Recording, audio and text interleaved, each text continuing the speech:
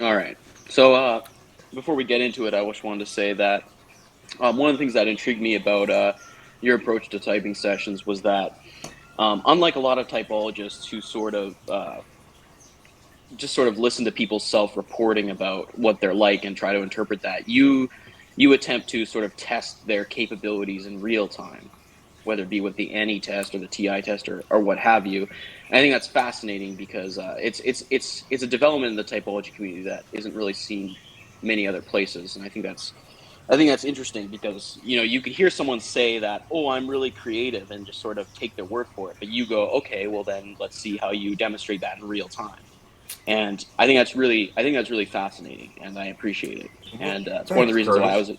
I was excited to do this. I haven't seen that many of your sessions, but I've seen enough to sort of get the gist of sort of what separates you from other typologists. All right, cool. Well, that's nice to hear.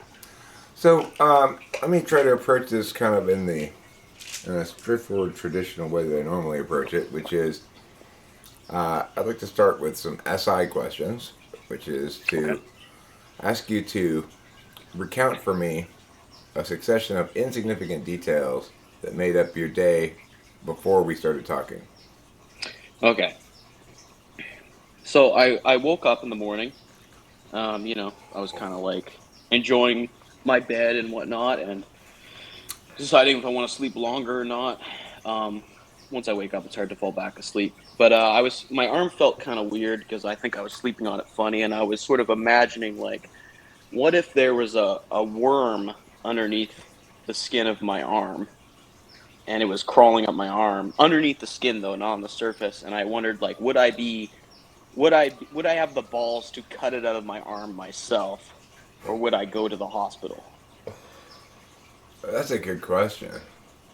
And I'm not really tough when it comes to doing personal surgeries, But if you but see a worm under your skin, yeah, if it's close to the surface, you kind of be like, you know what? I bet I can get it, but once you're dealing with the pain and the nerve pain, it's like I don't know if I'll really tough it out. But um, it was sort of on my mind for a little bit. Um, and then I made some coffee.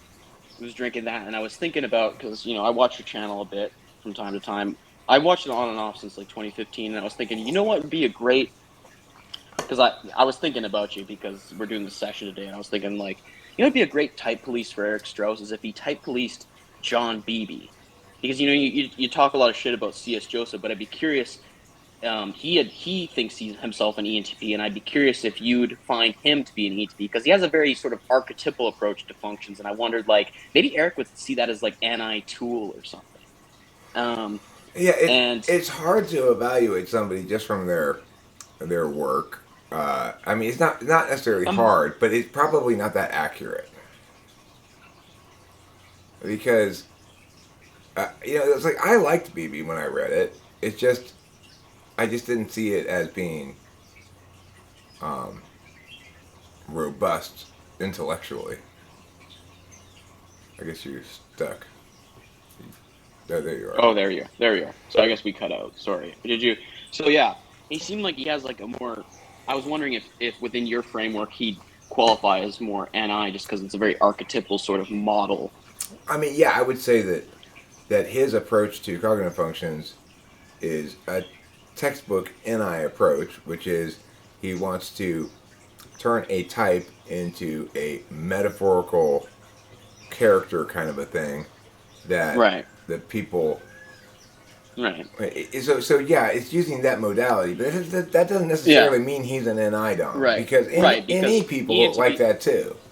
Yeah, because like you said, any DOMs have NI as an absolute value. So maybe an ENTP who's less TI robust than yourself may go down that road, right? Yeah, it's possible. The thing is, whenever you're talking about somebody's work, you run afoul of the same reality you might run afoul of with my work, which is Yeah. depending on what piece of work you look at, you might draw vastly different conclusions about me. Right. Right. Right. Like, I imagine you use more NI when you're making music than Uh, when you're doing typology. or even like shorts. If you looked at Yeah. my shorts, you'd say, oh, this guy's Yeah. very NI. He likes to have very compact Right. little things. I don't like to do that. It's just that it's. Right. It turns out Right. that that's a more successful way to force Well, myself to NI. You know. right. It kind of reminds me of how you often say that truth is a status we afford things, but that's always in relation to a certain criteria, right?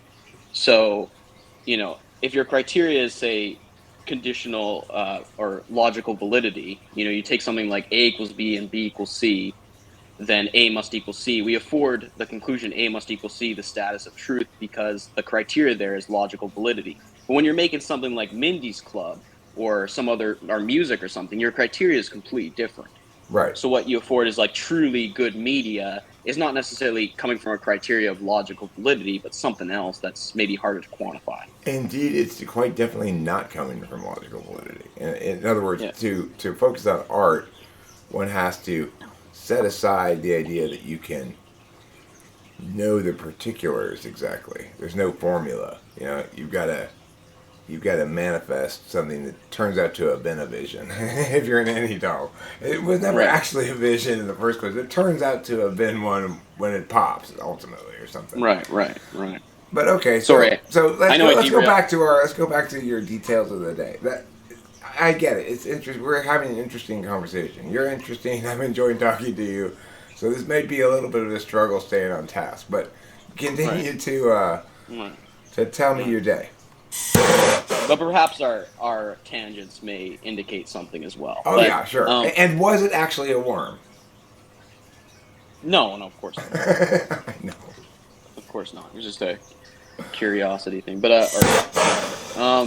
so coffee, and after I got done with that idea, obviously, like I said, I was kind of thinking about you type policing John Beebe or just doing a critique of his model, which I think would be interesting because you often talk about C.S. Joseph, but it's like, and I know doesn't sound like ethics, this is literally what I was doing in my head rather than whatever, but it's my memory of this morning. What were You you doing usually with your critique. body while you were thinking that? Do you remember that? Do you remember like where you were I when you like. were thinking that? You were I in the like. kitchen or? Well, I drink coffee. I like to pace around. Sometimes I go outside. Today I went outside and was drinking my coffee. It was raining, so I had to stand under this like I live in an apartment building, so I had to stand under this deck. I don't really like that. I like to walk around a little bit, but I didn't want to get completely soaked. Um, Plus, walking in Canada means constant bear maulings. yeah, that's the thing, right? You gotta look out for that. It's like I'm waiting for the American Olympic wrestling team to discover the secret art of bear wrestling, so they can win more gold medals. Well, Because I just watched a show about Vancouver Island. There's a lot of bears there. Vancouver, I know, I heard you talking about that, but honestly, like as far as Canada goes, that area is pussy. Like it's not even that bad. That area's not even that bad. You got to But go where it gets really cold. it has bears, wolves, and cougars on the island. Right, but it's not as cold as some regions. So, but I guess I don't know if they're naked and afraid. You can't No, really go that they cold. weren't naked. That's the thing. They were just afraid of being eaten by bears. Right, fair enough. That's interesting. But let me see. What else did I go through this morning? I started thinking about like maybe you've seen I did an impersonation of C.S. Joseph and I did an impersonation of you as well at some point. I've Um, seen some of those. Yeah. and I was thinking, I was like, it'd be like I got mad because fucking I know other people have made like diss tracks against you, and I'm like, but like I was like, what if I did an impersonation of C.S. Joseph diss tracking you, and he was like, the diss track was titled "Strauss is a mouse," and like he ain't allowed in this house. You ate plenty of cheese. Why don't you get on your knees and suck on these peas? But then he's like kind of insulting himself because then his like nuts are peas. Sorry, it's just like this is Maybe, this was maybe they're this, gigantic peas, though. They could be peas that are this big.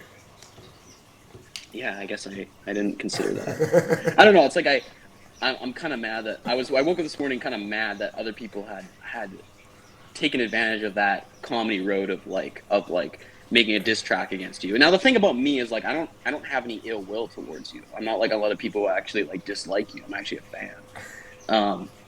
So I'd like to say I come from a place of love, but I also like I just like to have fun. But The diss tracks are fine, in my opinion. That's civilized behavior. If yeah, you're yeah, mad at me and you want to make a diss track, fantastic. I'll make one back, or I'll just yeah, sort of yeah. evaluate But yours. I just don't like people slandering me with just right. But straight I up guess lies. I mean like you take like auto alchemy, like he was like, oh, he's I don't know, like during the channel that made him. Like that's not really true, and I don't really know where he got that from. But like I just like imagining like the relationship between you and C.S. Joseph and pretending that C.S. Joseph would do something like that. Yeah, he would never pull that off. Right. Well, what was the other thing I was thinking of this morning? Trying to remember. Um, hmm. C.S. Joseph. Hmm. Oh yeah. I want an icebreaker for Eric. I was thinking about this after this morning. I was like, would be a good icebreaker for Eric, and I was like, Melissa talks more like Melissa blocks. You know what I'm Oh, saying? what is that? How's that an icebreaker exactly? Because it's like we're developing rapport over the fact that she's kind of like Oh, not really willing to have reasonable discourse with people, and she'll just block people rather than acknowledge points. oh, so you mean an icebreaker to break the ice between you and me? Yeah, yeah, yeah. There's not But like any you know, ice between you and me. no. But you know what I mean. Like we haven't met before, like formally. So I was, well, I guess we did like Yeah, years we ago. have. When I I tell you this, I when I didn't. realized it was you that I had flaked on, I was like, "Phew, that's all right. I know that guy, so it's not like Yeah, he's a but random client, so I don't have to feel so embarrassed about being unprofessional because he already knows who I I am." wasn't okay. I didn't know how much I could trust your SI on that. If you would remember me or Fair not. I was enough, like, fair enough. But I do remember. I totally did, and I know exactly. I knew exactly who you were. I have seen your I'm videos before, and I'm honestly flattered that you remember me. thanks. Okay, then later on, I called my girlfriend. What'd you call her? Bitch. Pardon me. What'd you call her? Bitch. Got me well trained. I was just like, hey baby, how are you? I was like, Hey girl, sup girl? What's up? I make kazoo noises with my mouth. Is there a particularly common name for women in Canada? She's not in Canada. It's actually a long distance relationship. Oh, because you know It's how actually someone you typed INFJ way back in the day. But I'm not gonna disclose names because it's kind of problematic. But like, that's fine. That's fine. I was just thinking. I was looking for you know how in Australia Rachel is like the most common name in Australia. really, Yeah, so Rachel doesn't like that really because if she were to ever go to Australia, she'd just be another Rachel. I was wondering if Canada has a name like that for women. Like, is there a most popular Canadian girl's name? I'm so bad with names. When I go to like a new workplace, like it takes me fucking months to remember people's names. I remember faces more than I remember names. Do you assign them stand-in names like guy with red hat? Um, yeah, like I definitely come up with nicknames for people sometimes. I'm just off the top of my head can't remember, but I definitely like to give people a hard time sometimes. Um, What kind of work do you do? well, right now I just finished trade school because you know for the longest time I was going to school for other things, but I sort of have this like internalized uh, a vision of I guess what it means to be like of like masculinity or something. And I've never been good with tools or working with my hands, so I felt like I needed to get into a trade school, and I signed up for plumbing. I've never been good at that kind of stuff, but like I want something in me is like I have to I guess fulfill that. It's like an insecurity or something. Well, I mean, it's always good to have a skill that well, basically, one of those skills that they call a trade. You know, like plumbing, Yeah. carpentry. It's always good to have one of those because there will never come a day when people don't need plumbers.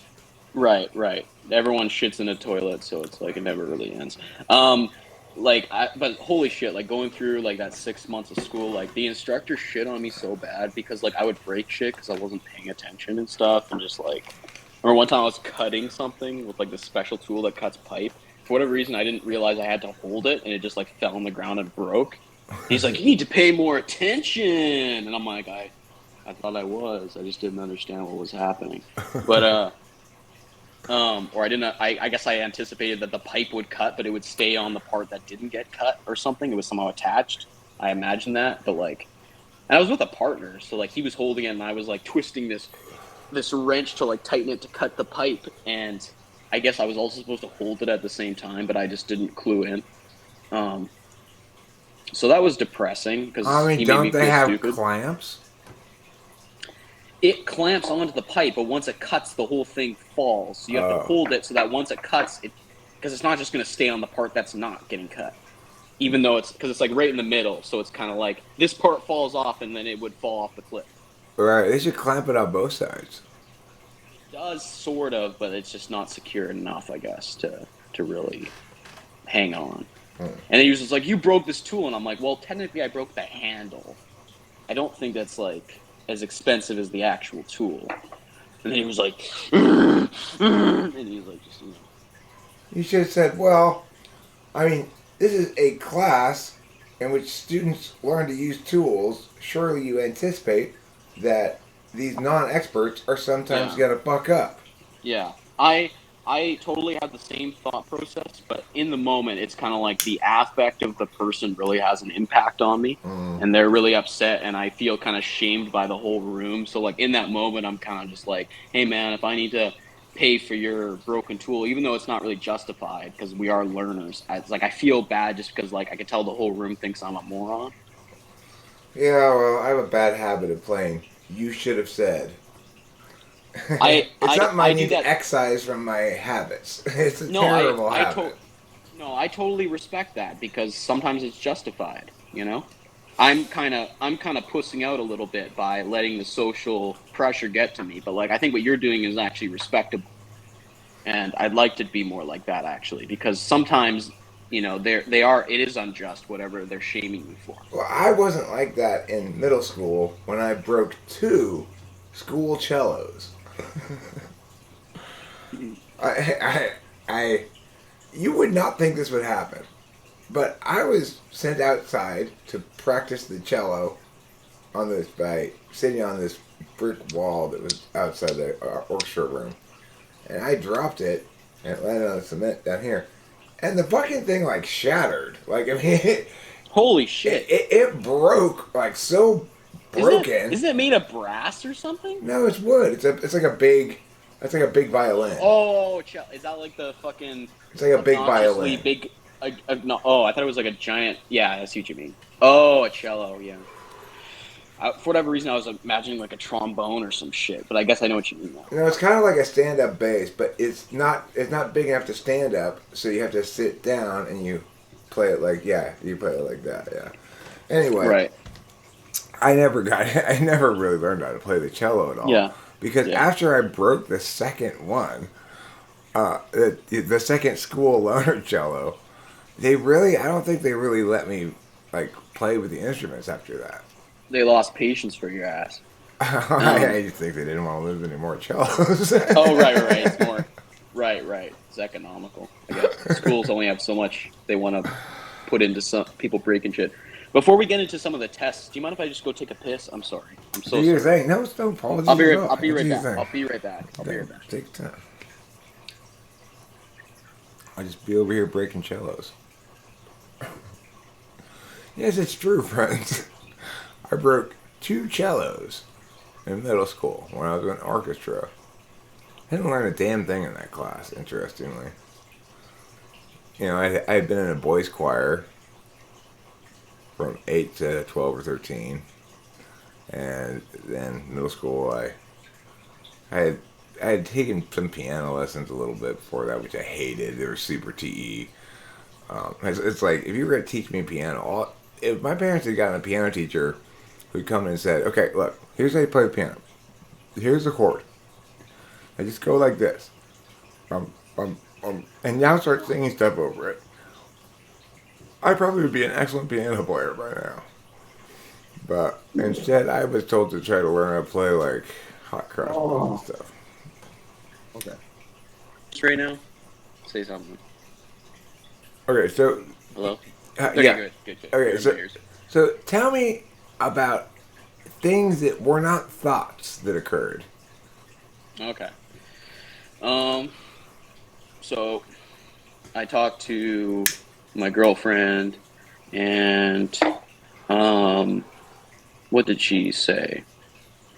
Fuck. And you She's said, probably mad at. okay. She's usually, or her affect was, I think, probably disappointed with me because right now, like, I'm starting a new job on May 9th, but since then, my sleep schedule's been fucked. Um, uh, she gets a little like jealous because like I'm on like one other Discord group or whatever, and she's just like, she thinks I'm fucking around, but really, like, it's like that meme where it's like, I bet he's thinking about other girls right now, and then in my head, I wonder if C.S. Joseph and Eric could be friends, like, like, you know what I mean? It's like that she's jealous, and then like I'm not even like thinking about that. Right. Like I like that we have a thing, and I've gone to see her a bunch of. I know it's long distance, but like I've flown out to her multiple times and make sexy time with her, and I love her, and she's awesome, and yeah, one of the things I like is we can talk about typology and all the different things, and it sort of satisfies my intellectual appetite, because it's one thing if you know she's got like great titties and all that, but like you got to be able to satisfy my intellectual appetite too. I mean, your intellect isn't satisfied by great titties. Okay, I should probably be more fair, because like it doesn't necessarily mean that I'm like that's some sort of intellectual, but I have an appetite for things that I guess aren't. I don't know. I don't know what normal people talk about. Like I Well, always see relationships. I'm like, what the fuck do they talk about? if you're periodically watching my channel, you're definitely not normal. Hmm. Because normal people don't seem to like my channel very much. Well. Hmm. There is a subset of people who encounter typology who come over to talking with famous people. But the vast, for every one who does, Hmm. five go To some, Melissa talk. or even Right. Marty, or even Marty. Dude, Marty has 10,000 subs. dude. I watched this Melissa Talks video, and I swear, like, I don't even remember it, but she was like, if you're a man trying to date an ENTP queen like myself, don't be intimidated by our 11-inch dildos, because then you're just insecure. Oh It my was like god. it was like some shit like that. Now, okay, that I might have added some shit in there, but that was the essence. It was like some weird, like, um, the sex life of an ENTP woman or whatever, of an ENTP queen. Yeah, Ew. yeah, she's got some weird, like, sassy, like, TE thing going on, I'm where she's just fierce. like, I'm fierce. yeah, Um, yeah. she sure There's is some fierce, isn't she? Melissa blocks, and then she walks away from the police station. Well, um, I guess you got to test my fucking TI and NE and shit. I've yeah. been derailing this fucking thing. No, My it's bad. not derailing. It's just It's like clubby and TP. I'm like, this was an F job. it's not like that at all. You. It is not like that at all because you and I are having a conversation, and in that video, I was sort of like, I wasn't being fully transparent during that conversation like I normally am because as the thing progressed, I got increasingly like, I guess just like, he, there's a lot of anthill kicking going on, and when that happens, it can take me a bit of time to adjust. It's an I was SE just looking. thing. I was just looking at that ugly fucking like background shit he's got going on. Now I have no right to judge people on their backgrounds because I have zero production quality to my videos, but like, there's something about that clubbing to be neon light, like a fucking eye rape thing that I just don't take well to. Well, can I just say And the, this though? You could host and lead a master class on makeup. oh, you're talking I've about Katrina. seen You're you in talking about makeup Katrina, before, and you do an absolutely spectacular job of accenting your best features. right? Fucking hell. The good old days. I didn't know you remembered that. I'm actually flattered that you recall that shit. I forgot her name, but I remembered the video. Katrina. I wasn't Katrina. very creative with it, but I was like, it's like No, similar that's a enough. great name for her. That's a great name Yeah, for her because yeah. it makes it clear that she's a girl, but it's not actually a girl's name. Right. She's like, all the other bitches in typology? Or no, her thing last time was like, she was like coming on to Dave's superpowers, and she was like, Dave's superpowers. There'll be no sleep or consume in our bedroom. Let's blast together or something. It's gonna be nothing but blast and play. It's gonna be nothing but blast and play in the bedroom. That was my joke. That was my joke in the last one. That's a good one. Yeah. Okay, well, let me start with your TE. Actually, let's do some TE skills kind of tests first.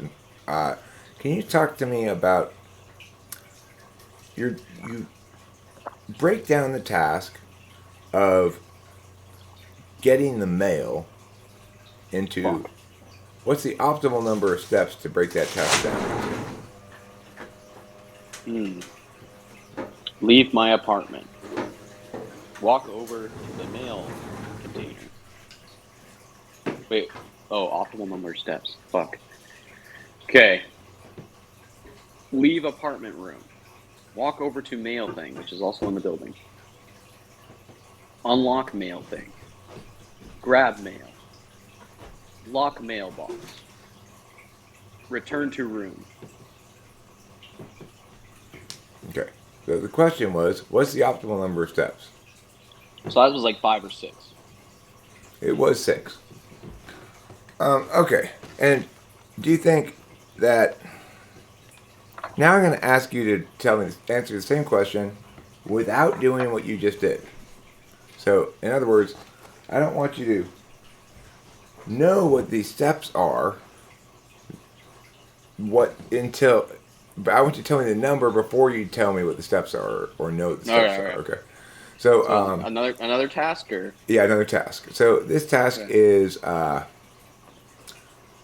the proper number of steps to break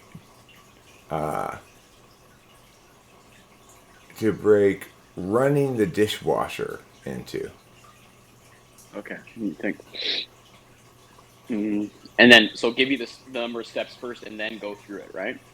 Yeah. Okay. Mm. Okay. I'm gonna say it's I'm gonna give it a.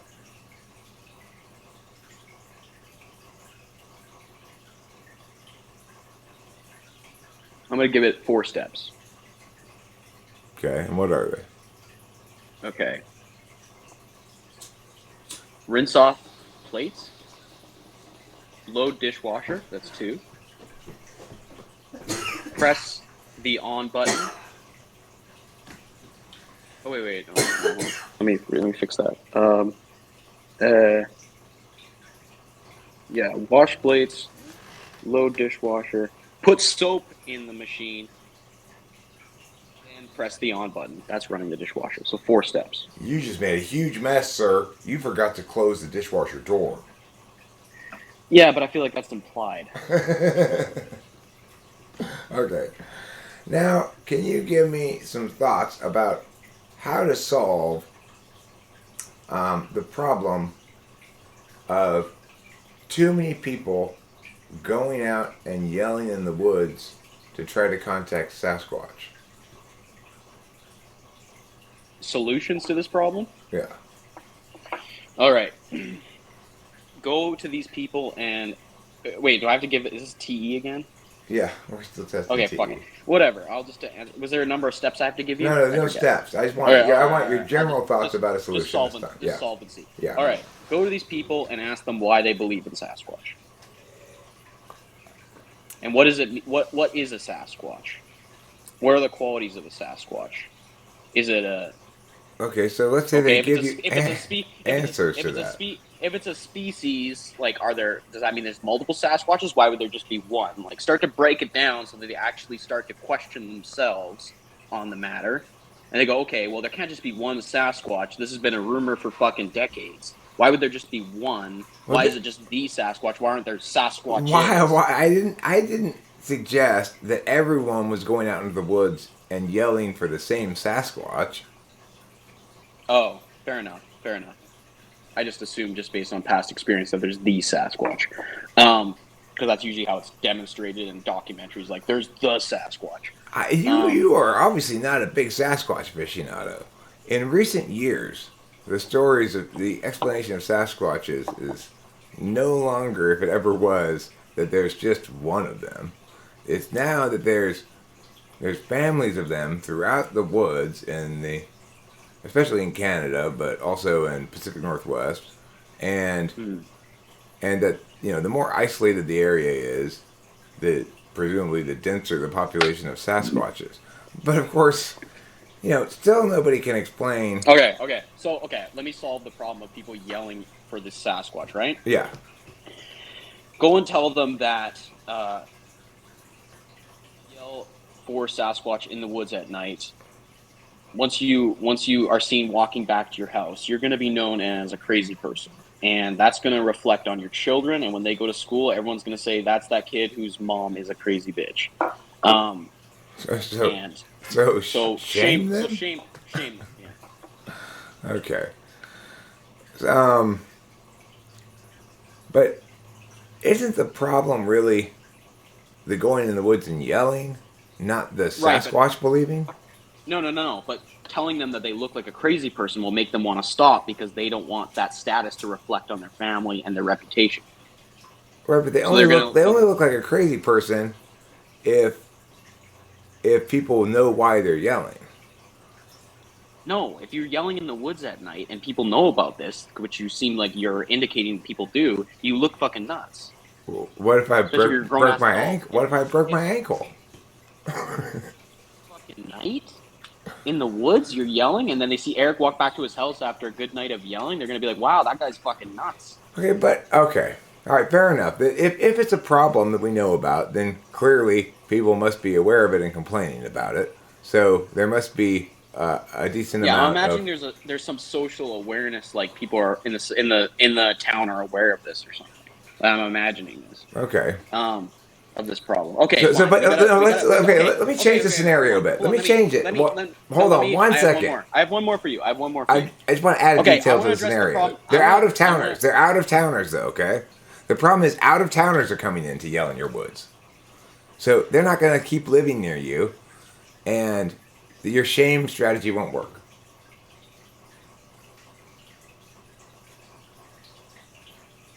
First, you got to ask them why are they trying to contact the Sasquatch, or why are they yelling?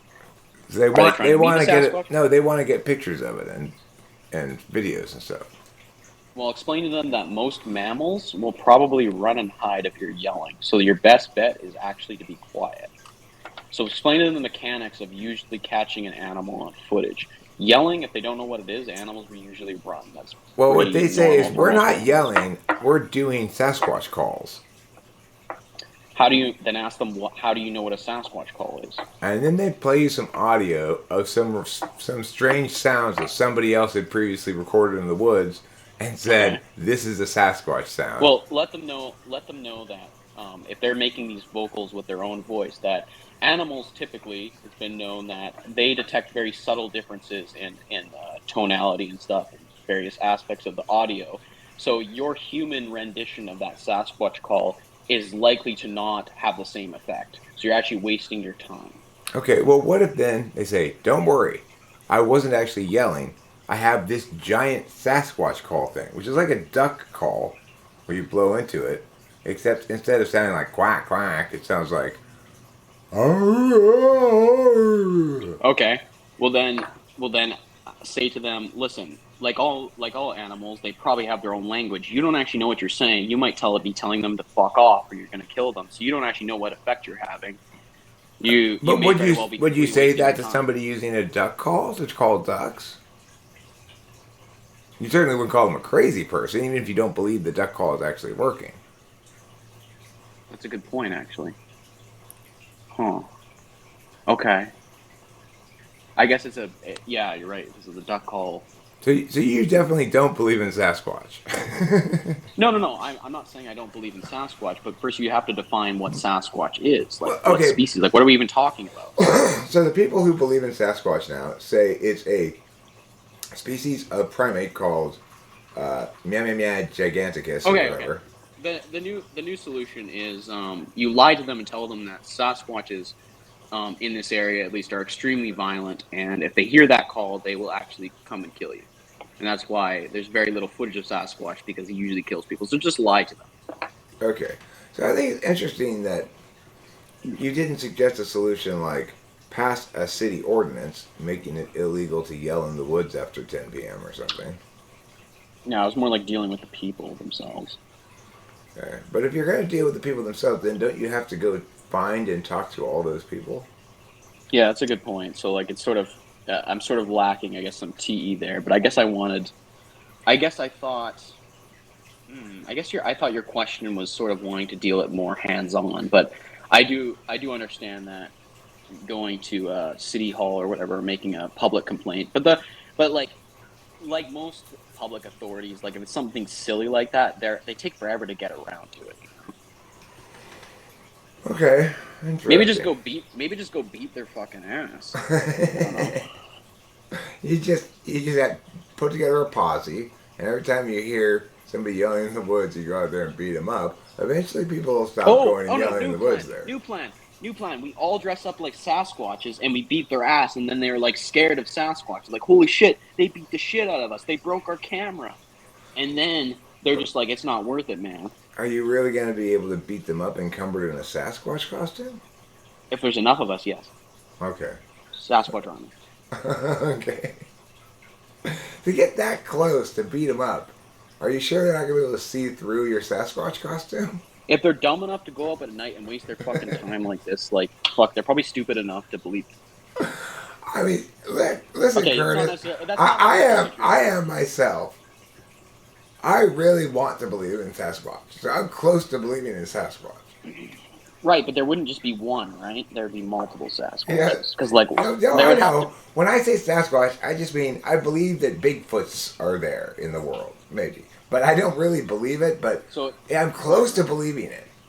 okay, so it's some sort of primate or whatever, and it may exist. Like, there's definitely animals like that we haven't really fully, tracked data-wise. So, especially at like the bottom of the ocean or something. So it's not inconceivable. I'm not sitting here actually really trying to negate the existence of Sasquatch. I'm just sort of trying to deal with this problem you threw at me. Okay, Of so people yelling in the let's woods. say now. Well, let's change. I know you are, and I appreciate that. And I'm going to throw you another problem to deal with. Now, I want you to think of it like this. So let's say you see some videos, and you hear some testimony of some people on the internet, and the video seems very convincing to you that they actually filmed it from their car window, and it definitely looks like Sasquatch, let's say. And then you also have a friend come to you that you know personally and show you this footage they got, all shaking like, I just saw a Sasquatch out there. And so now, let's say after all of this, you've decided that you're not convinced, despite how convincing the evidence is, and you want to argue with them and tell them Sasquatch definitely cannot be real. What arguments are you going to use? So they've got like shaky cam footage of this Sasquatch thing walking around in the woods, right? Yeah, but your friend, you can tell your friend honestly believes they saw Sasquatch, regardless of what happens. And you agree with your friend that it's definitely not a bear and that it's a big brown thing moving through the woods. So right off the bat, it's Okay, like, okay, it's such a okay. Here's the problem with this question. okay, Here's the problem with this question. We haven't defined what the fuck a Sasquatch is. I just told you it's a large primate that has not been actually like. It's basically a species that, despite being so large, has successfully hidden, is very shy and hides away from people so much, and goes to such isolated parts of the woods that um, that we've never been able to convincingly prove they exist, but they do. Okay. What if there's multiple primate subspecies that match this description, and you're calling them all Sasquatch? I guess. Yeah, any large, any non-human primate in North America, basically, that's it's out living naturally in the woods or is native species to North America and is a primate, it would be considered a cryptid because there aren't any that we know of. Okay, so he's giving me He has footage of it, right? He's showing me. Yeah, the footage, you agree with the following things about the footage. It's not a bear. It is a large brownish shape moving through the woods and vaguely resembles what one would call Bigfoot. And you believe your friend honestly believes it, regardless of whether it's true. Okay.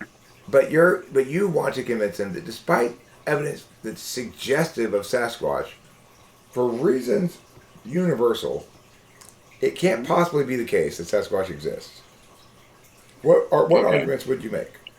I would tell him that the area that he's looking in is a common place where people go looking for Sasquatch. So there's a lot of people who pretend to be Sasquatch and they dress up as it, and they look to troll people and make them think Sasquatch exists, and they're just preying on his mythology that he's attached to.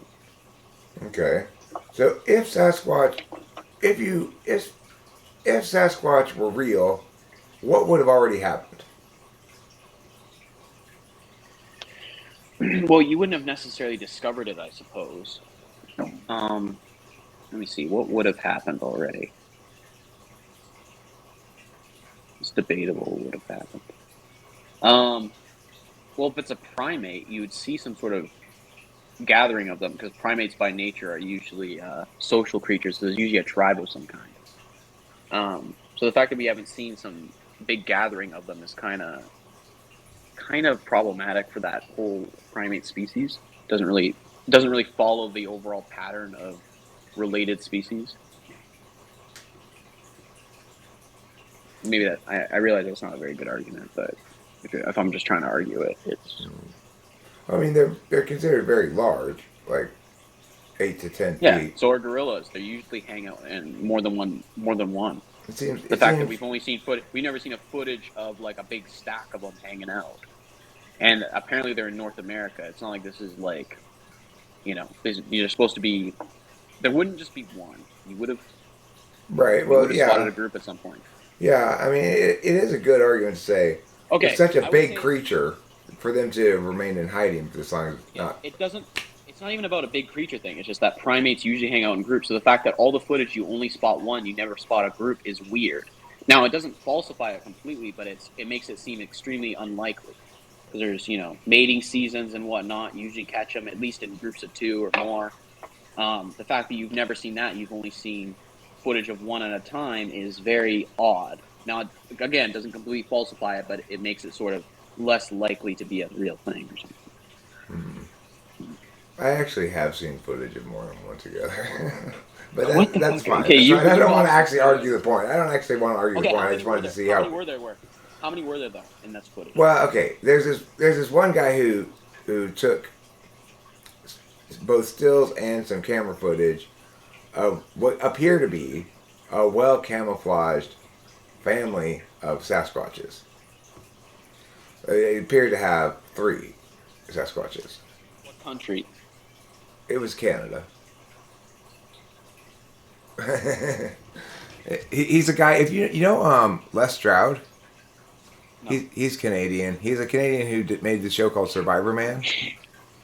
I've heard of it. I haven't watched it. Yeah, well, he went out in the wilderness all over the place and stayed out there by himself and filmed his own videos of him staying out there, and he gradually started to believe in Sasquatch Okay. because some of his experiences and various things, and then he went and made this episode of a show with this guy who's from Canada, who filmed this family and stuff. Anyway, Hmm. there's that, and there's a couple of other things, but it is an interesting question. I actually don't know what to believe about it because obviously you're right. If we were talking about a single creature, that's just Hmm. insanity. There's no way there's some single Sasquatch persisting for Right. that makes no sense at all. Right. But Yeah, and like if I was, the problem is you're also putting you in the position of having to negate it. I would just choose not to affirm it, but I probably wouldn't take on the responsibility of negating it because that's kind of a lot of work and a lot of arguments that I'm not proud of. okay, cool. All right, so let's start some TI questions.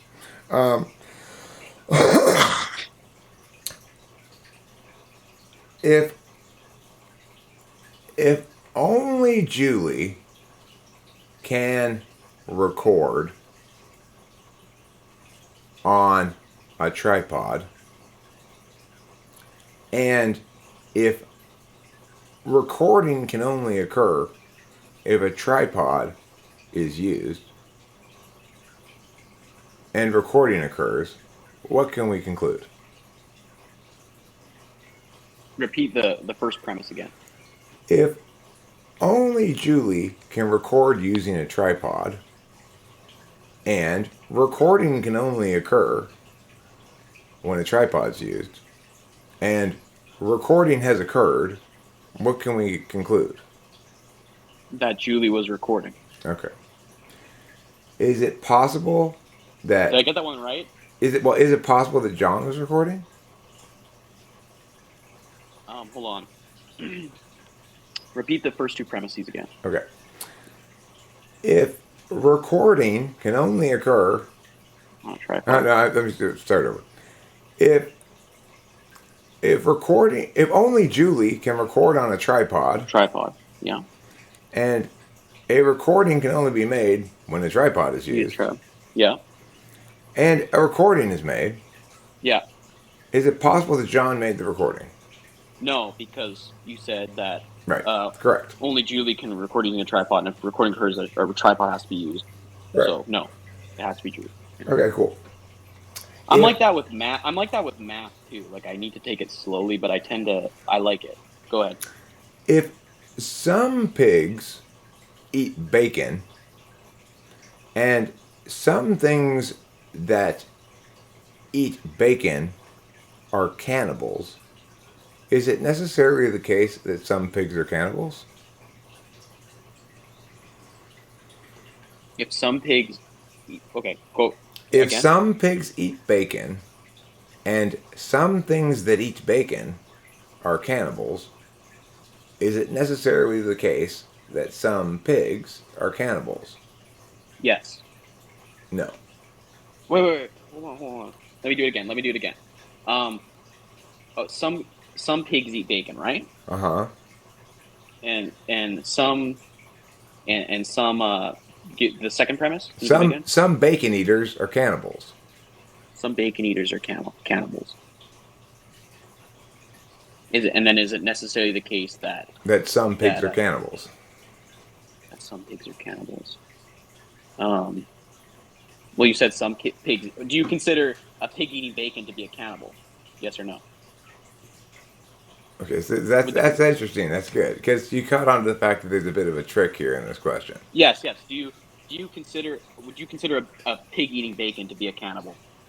Um, if Oh wait, if the bacon doesn't have to be pork. It could be bacon from a cow. I hadn't thought that, but you're right. Yes, I hadn't come up with a reason why a pig eating bacon isn't necessarily a cannibal. I had just come up with the fact that it's not logically the case that some pigs must be cannibals, but that there's a trick here because cannibal is defined as something that eats Yes. itself, and Yes, bacon is made out and of pigs. yeah. So let's say in all cases bacon was made out of pig, and you said some pigs eat bacon, and Some some bacon pigs eaters are cannibals. are cannibals. Wouldn't it in that case be the case that some pigs are cannibals? Well, yeah, if you defined um, if you defined cannibal, if you defined bacon as pig, Pig meat. Yeah. But if it's Then if you it's wouldn't need right, the second premise, right? You just need the first right. one. If the bacon meat is from, let's say, a cow, then you're right that it's not Right. necessarily the case And that there is that turkey bacon. There is turkey yeah, bacon. Okay. yeah. All right. Cool. You're right that I fucked up that one. No, no, no, no. It's you didn't. In fact, you asked the most salient question of all, which is, well, it depends if you define cannibal as something that eats itself. Because if that's the case, then the answer is yes. All pigs that eat bacon are cannibals, regardless Right, of whether it's only some pigs that eat bacon. And right, in that case, you're not making an argument. You're saying that some pigs are cannibals in your first premise when you're saying some pigs eat bacon. So right. that I it's interesting that you parsed it out kind of. Well, it's like you realized that, but you actually thought of an additional thing I didn't think of, which is the fact that some bacon actually isn't made out of pigs. So, okay, interesting. Let me ask you another kind of TI question. Can you tell me what today is Thursday? Okay, Yeah. can you tell me what yesterday's tomorrow is in relation to Oh today? shit. It's like fucking 5 steps. We have to do it again. Yesterday's tomorrow. Okay. Yesterday's. So yesterday was Wednesday. Tomorrow's, and then what was the last one? Yesterday's tomorrow.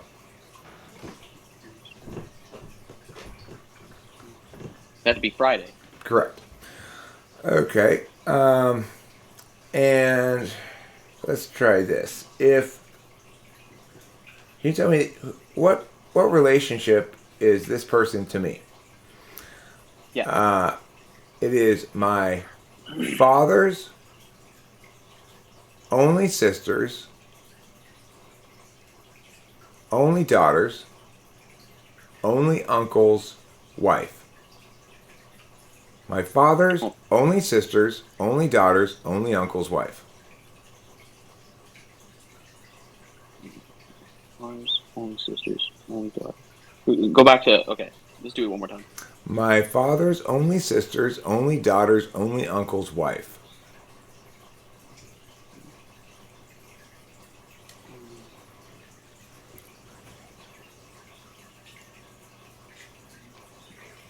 Could you pour me more coffee? Thank you. Um, is that like a sorry? Is I'm that like a sorry. second? Is that like a second auntie? No, it's your mom. Oh shit! Fuck! Fuck me! I hate that. It's I my keep fucking up on favorite those. answer to a genealogy question. Your mom. Oh fuck! Hold on. Can I wanna understand it though. So I know I got it wrong, but I just my wanna. Can you go dad, through? my dad's only Yeah. sister is my aunt. Right. My aunt's only daughter is my cousin. My cousin's only uncle is my dad, and his wife is my mom. Right. There's multiple conditions. I see. I see. You had the conditions kind of stacked there. I see.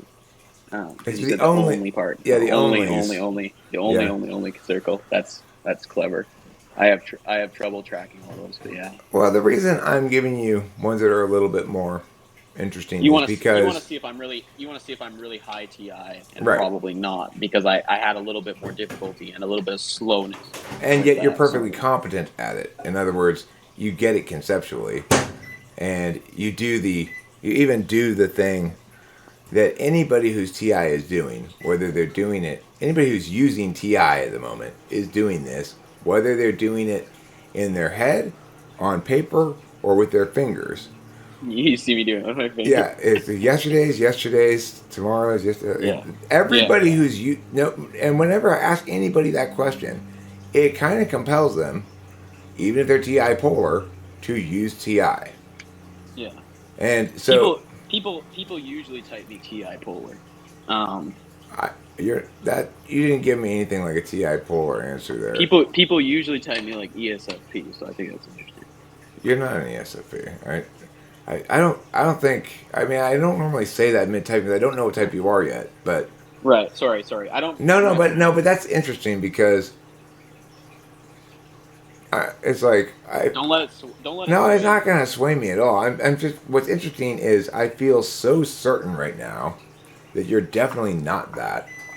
That I'm. It makes me go, okay. Well, where did this NI come from? Because you've not really come to any conclusions, Eric, about him yet. And yet, Right. as soon as you said that, I'm like, no possible way.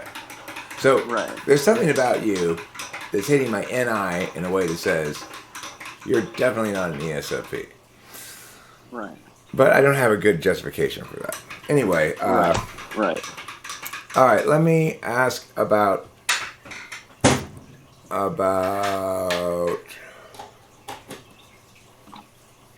Okay, let me do some any tests. I guess this is what's next on the list of Yeah. things to do. Thank you, darling. Mm-hmm. I appreciate it. I've just come up with a new invention, Mm-hmm. and unfortunately, I can't come up with a good name for it. So I wonder if you could come up with some possible names to market, from snappy marketing names for my product. Okay, and my new Okay. product is it's a it's an umbrella for your nose that it clips onto your nose here and makes it has a little umbrella thing here, and it's basically so that you can get all of your all of your face tan except for your nose, so you could look like you've been skiing or something, you know. Hmm. Why would you? Okay. I see what you're saying. Um. At first, I thought you were gonna say it was so you didn't get any water in your nose, and I was gonna call it dry sniff. But I guess now you're I should have avoiding said getting parasol. tan. I should have said parasol, not umbrella. Okay. I was like dry sniff, but like you're talking about avoiding a tan. So you can call it a snow peak because your nose is gonna be like a mountain that's like white. Okay. Snow peak. Um, uh, a white duck because your beak is white. Hmm. Um, let me see. White duck sounds like you could have some. That's a good name for something like that. You know, white duck brand nose brellas. Yeah, dude, I like that white duck. Um, let me see what else. What else could you do with it? Let me see. We're trying to avoid the tan on the nose. Um, uh, um, uh, um, anti-sun sniff. Okay. That's terrible, but I'm throwing shit at the wall right So now. I'm swinging for the fences. that's what it means Um, to expertly into it. Is to let go of your concerns about whether something's good or not, and just throw out whatever random shit comes up. uh, uh, let me see. Fucking hell. Uh, fucking symbols of block sun. There's gotta be a Fucking hell's a word. great name for it. Yeah, that's what you'd think when you see the product on the shelf, right? You'd be like, "Fucking hell, that's what they're doing now." Um, fucking. Um, what is it? It's like you call a nose nostril, so uh, no sunstril. Okay. Hmm, that's terrible. But like How about anti the sunstril. schnoz shader, the schnoz Oh, that's a shader. great one. That's a great one. The Schnarsnader. Or Schnoz, Shader. it's really hard to say though, so it's not a very good name. Schnoz shader is hard to Well, say. maybe one of those things where it's so hard to say that because people will keep trying to say it that subconsciously it'll register and they'll end up buying it because they've practiced saying it so much because it's like, what the fuck? How do you say that? Okay, now let me shift ground here. I'm going to ask some NI questions. Okay. And the first one might not seem like an NI question, but it is. Do you think the International House of Pancakes is a good name for a restaurant? International. Say the name one more time. The International House of Pancakes. Do you not have those in Canada? I'm sure we do. I don't leave my apartment very much, other than for work. The International House of Pancakes. Have you never been to IHOP? Oh, that's what it's. Oh, right. That's what it stands for. I always see that stupid, ugly ass fucking blue fucking letters. That shit place looks like a shithole. Um, Denny's looks a little flat. Like they just got better color schemes at Denny's. I don't know what colors they use at IHOP where you're at, but they use that blue and white, and it just looks fucking ugly. Um, It's Let me think. same color scheme here. But we're just Okay. asking about the name. Okay, Just the yeah, name. sorry. International House of Pancakes. It's not a bad name. I mean, the shortener, like IHOP, like I don't really know. It's bad from the standpoint that like when you shorten it, like I don't really know. Like I only know from history what it is, but like it doesn't really scream like breakfast place. Hmm. IHOP. And Like that could be IHOP could be a fucking bank, you know? well, I mean, but it's like KFC, right? It stands for Kentucky Fried Chicken. But people don't Yeah, like to say it because it's so that long. yeah, but that kind of Kentucky Fried Chicken kind of like KFC, like you can just tell by the letters, like we're talking something kitcheny related to fried chicken. Like you can kind of feel it. IHOP, you're like that could be a fucking piece of electronics. Okay, but we're not talking about IHOP. We're talking about International House of Pancakes. Okay. Its original name was International House of Pancakes. Other people, not company people, started calling it IHOP, and then the people at International House of Pancakes said, you know what, we should probably change the name to IHOP kind of officially because that way we won't be so locked into breakfast since we serve all 3 meals of the day. International House of Pancakes. Like fucking yeah, I see what you're saying. I mean, what's the definition of I know I sound fucking anti-polar right now, but like international house, like are they even international? Does international mean like it means multiple countries, right? Basically. Right. Well, their shtick is they serve you pancakes from around the world. So, they might have like I they might have didn't like know that. Japanese pancakes with Okay. wasabi on them or something. I think it's a good name in Okay. that case. All right. Cool. Now, do you think that the business? Are you familiar with Wiener Schnitzel? Wiener Schnitzel. It sounds like I've heard of it. I forget what's a Schnitzel. Tell me what a Schnitzel is. Is it like some German fucking pastry? Or what is that? Uh, Schnitzel is normally breaded cutlets, but Wiener Schnitzel is a hot dog place. Yeah. It was originally called Der Wiener Schnitzel, a DER in Yeah. front of it. Do you think they should have taken the Der off or left it on? They took it off. It used to be called what? Der Wiener Der? Schnitzel. Yeah, Der No, Wiener just Schnitzel. call it fucking Wiener Schnitzel. Der Wiener Schnitzel that sounds fucking stupid. Call it just Wiener Schnitzel. Okay, so you agree with their removing of the Der. Yeah, it sounds more snappy, just Wiener Schnitzel. Appeals more to American audience, probably.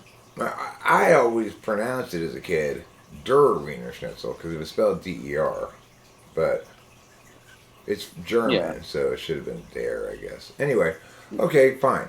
Now, if you've just been given $100 million budget by a major motion picture production company and told, make your movie.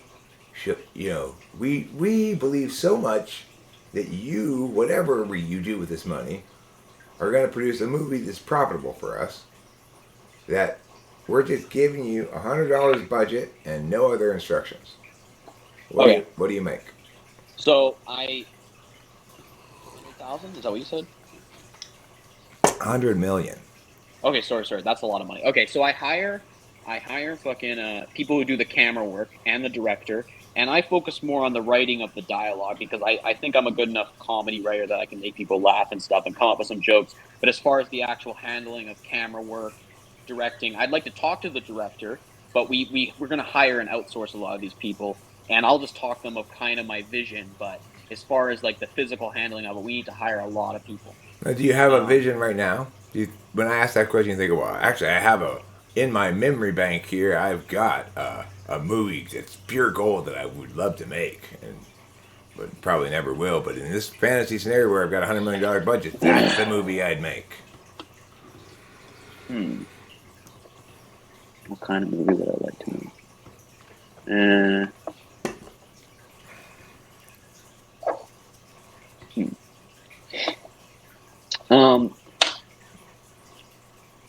I'd like to make a movie about like the typology community and like all the different. I guess I wouldn't need that. Wouldn't even really utilize $100 million, but I would like to make a movie about that and sort of address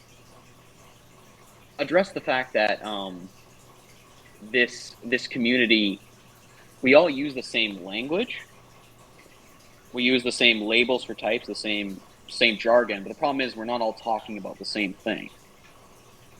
I mean, We're talking you about, could make that movie right now. yeah, I know, but you're talking about stuff I No, no, want. I'm not making. no. I'm glad that I actually segued. You did answer your question. You answered the question fine. I'm just realizing like, oh, you're kind of the perfect person to make a documentary about the typology community. Yeah, the reason I know this is like maybe not part of the question, but the reason I'd like to, I wouldn't even necessarily want it to be a movie, but let's just say it was. It's like I know it's a big problem. It's like when you say truth is a status we afford things. I think about that and I go, it's always in relation to a given criteria. And the problem is in the typology community, we all use the same words, but our criteria for what that means is always different. Our definitions are always different, and that's problematic because we're all using the same words, but we're not necessarily talking about or measuring the same thing. So what it means to be an any dom, according to host Eric, is as it relates to a given criteria. And then someone else will call someone an any dom, but their criteria is completely different. But we're all using the same. We're all using the Right. same labels as if we're all talking about the same thing, and that's frustrating to me, and I like to address that. Yeah, and I think it boils down to the reason why people are communicating about typology, which is most people who are communicating about typology are not communicating about it because they want to understand it well and use it to get to the truth about the universe. They just use it as like a social proxy or something. They get some juice out of it. It's like I get it. There's nothing wrong with that. It's like maybe I'd go through a phase conceivably of being really into reading about how cool people from Arcadia are, because I'm from Right. Arcadia, and that means Yeah. I'm cool too. I can I fucking imagine hate. getting I off on hate that that a little bit or national. something. I hate that fucking nationalism shit. Well, that would be Like localism at a maximal level because I fucking hate that shit when people go like, "Oh, Canadians are this way or Americans are this way." To me, it's just so stupid because obviously individuals act differently, and you're sort of associating this whole like that's one thing I hate about living in Canada is through school they always taught us in social studies like demonizing the United States, like, "Oh, look how many wars they were in." It's like, okay, they're in a different position than we're in, where they've had a different hand of cards dealt to them, and we're judging them because we're living under the umbrella of sort of safety of theirs, and then we're judging them for having to be the biggest dog in the playground or whatever. Um, and that's always been sort of distasteful for me. well, Canada unfortunately had a moment when they could have been a major player in aerospace. Yeah, You guys designed this really kick-ass plane. yeah, Like it was at the top of the line at the time, and but and if you had continued production of it, you could have sold it to other countries. and what But happened? What some was the catch? a new administration came in and said, Yeah, "We're not wasting any more money on this." what they spend it on instead? Well, the thing is, they'd already spent it to Oh, produce the two prototypes. They'd done all the bulk of the expensive work. They just had yeah, a little bit more expense to go until they could shift into production mode and actually become a supplier of top yeah, edge military weapons to the world. But they don't. Yeah, They weren't feeling it, I guess. that's fucking stupid. That pisses me off.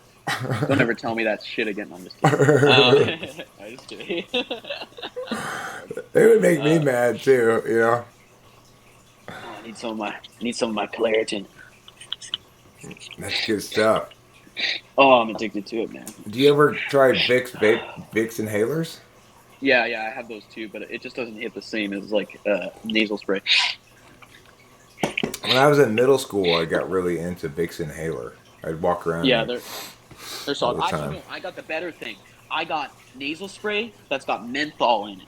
So it's like the Vicks inhaler. It's like the minty menthol shit, and it's the same shit that clears your nostrils. So it's like two in one. And all you got to do is put a little bit of meth in there. Yeah, then I'm off to the races, right? Yeah, it's fucking tremendous. I'm a really big fan. Well, the cool thing about it is it does make you seem cooler because it increases the likelihood from other people's perspectives that you're doing cocaine. Yeah, yeah. I'm just like sniffing around people. I remember when I was in that trade school, I was always like, I need a hit. I need a hit right now. Okay, cool. So let me ask you. Let me try this approach. How are you feeling?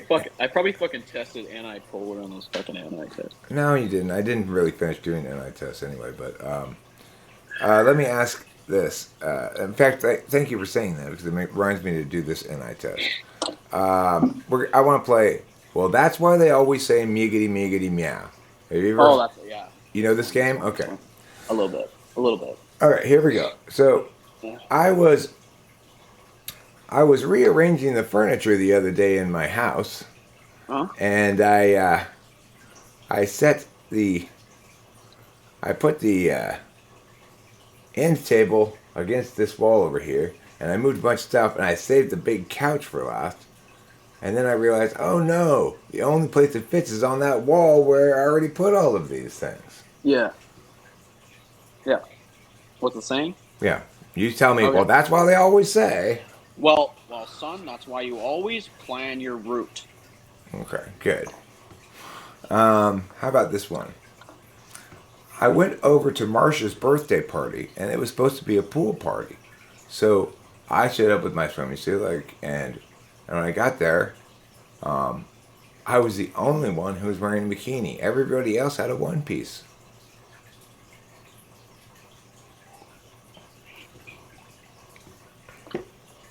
Son, never be the first one naked. I'm just kidding. That's not very. I mean, my dad never said that to me, but like I feel like that's like kind of like some old wisdom. Like never be the first to strip, because you're okay. Never be the first to show your cards. Sort of applies here because you're revealing a lot more about your body than anyone else.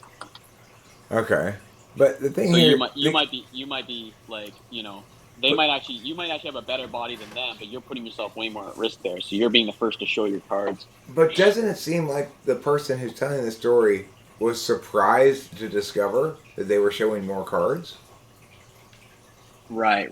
So they thought it was a pool party, so they showed up in. Oh, here's the thing. Here's the trick. I mean, it's not really a saying, but I would say don't change into your swimsuit till after you get there. And see what's up. That counts as a saying. It doesn't have to be a saying that exists. You could make it up. It's fine. So. Yeah. Don't change till you see what's there. It's like don't. Show up with your clothes on top of your bathing suit. Yeah, show up with your clothes on and scout the scene before you head into battle. Yeah, that's a good generalized rule there. Okay, cool. And then now I want to tell you a sentence that's unnecessarily long, and I want you to give me the short version of it. Okay. If you want to impress the ladies who like to go out with guys who look sharp, then you need to pay a lot of attention to your appearance and how you look and whether or not you look good. You need to pay a lot of attention to grooming yourself and to making sure that your appearance is pleasing. And lastly, you've got to shave every day. Hmm. And this is to impress ladies, right? Yeah. Okay. Sorry, I just cut myself, so I'm distracted. Hmm. Um, I stuck my finger in this copper pipe. Bad idea. Bad idea. Cut myself. I was fiddling. But anyways, uh, uh,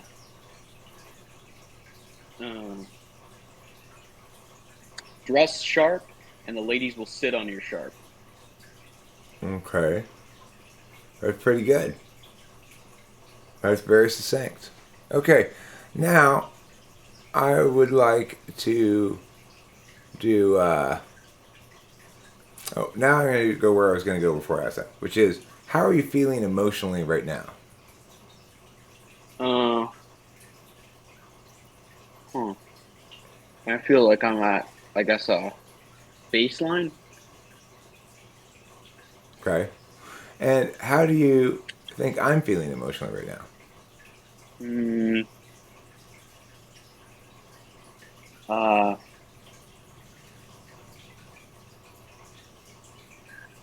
I would, uh, I would say you're mildly captivated. Not like extremely captivated, but mildly captivated. It's not totally boring and a drag, but it's not like super exciting either. I mean, that, it's definitely not a drag at all. I am definitely enjoying this conversation. It's funny to think of conversations as being super exciting. It's Well, like, like a conversation could be very captivating, and I would say, judging by your affect, you seem like it's mildly captivating for you.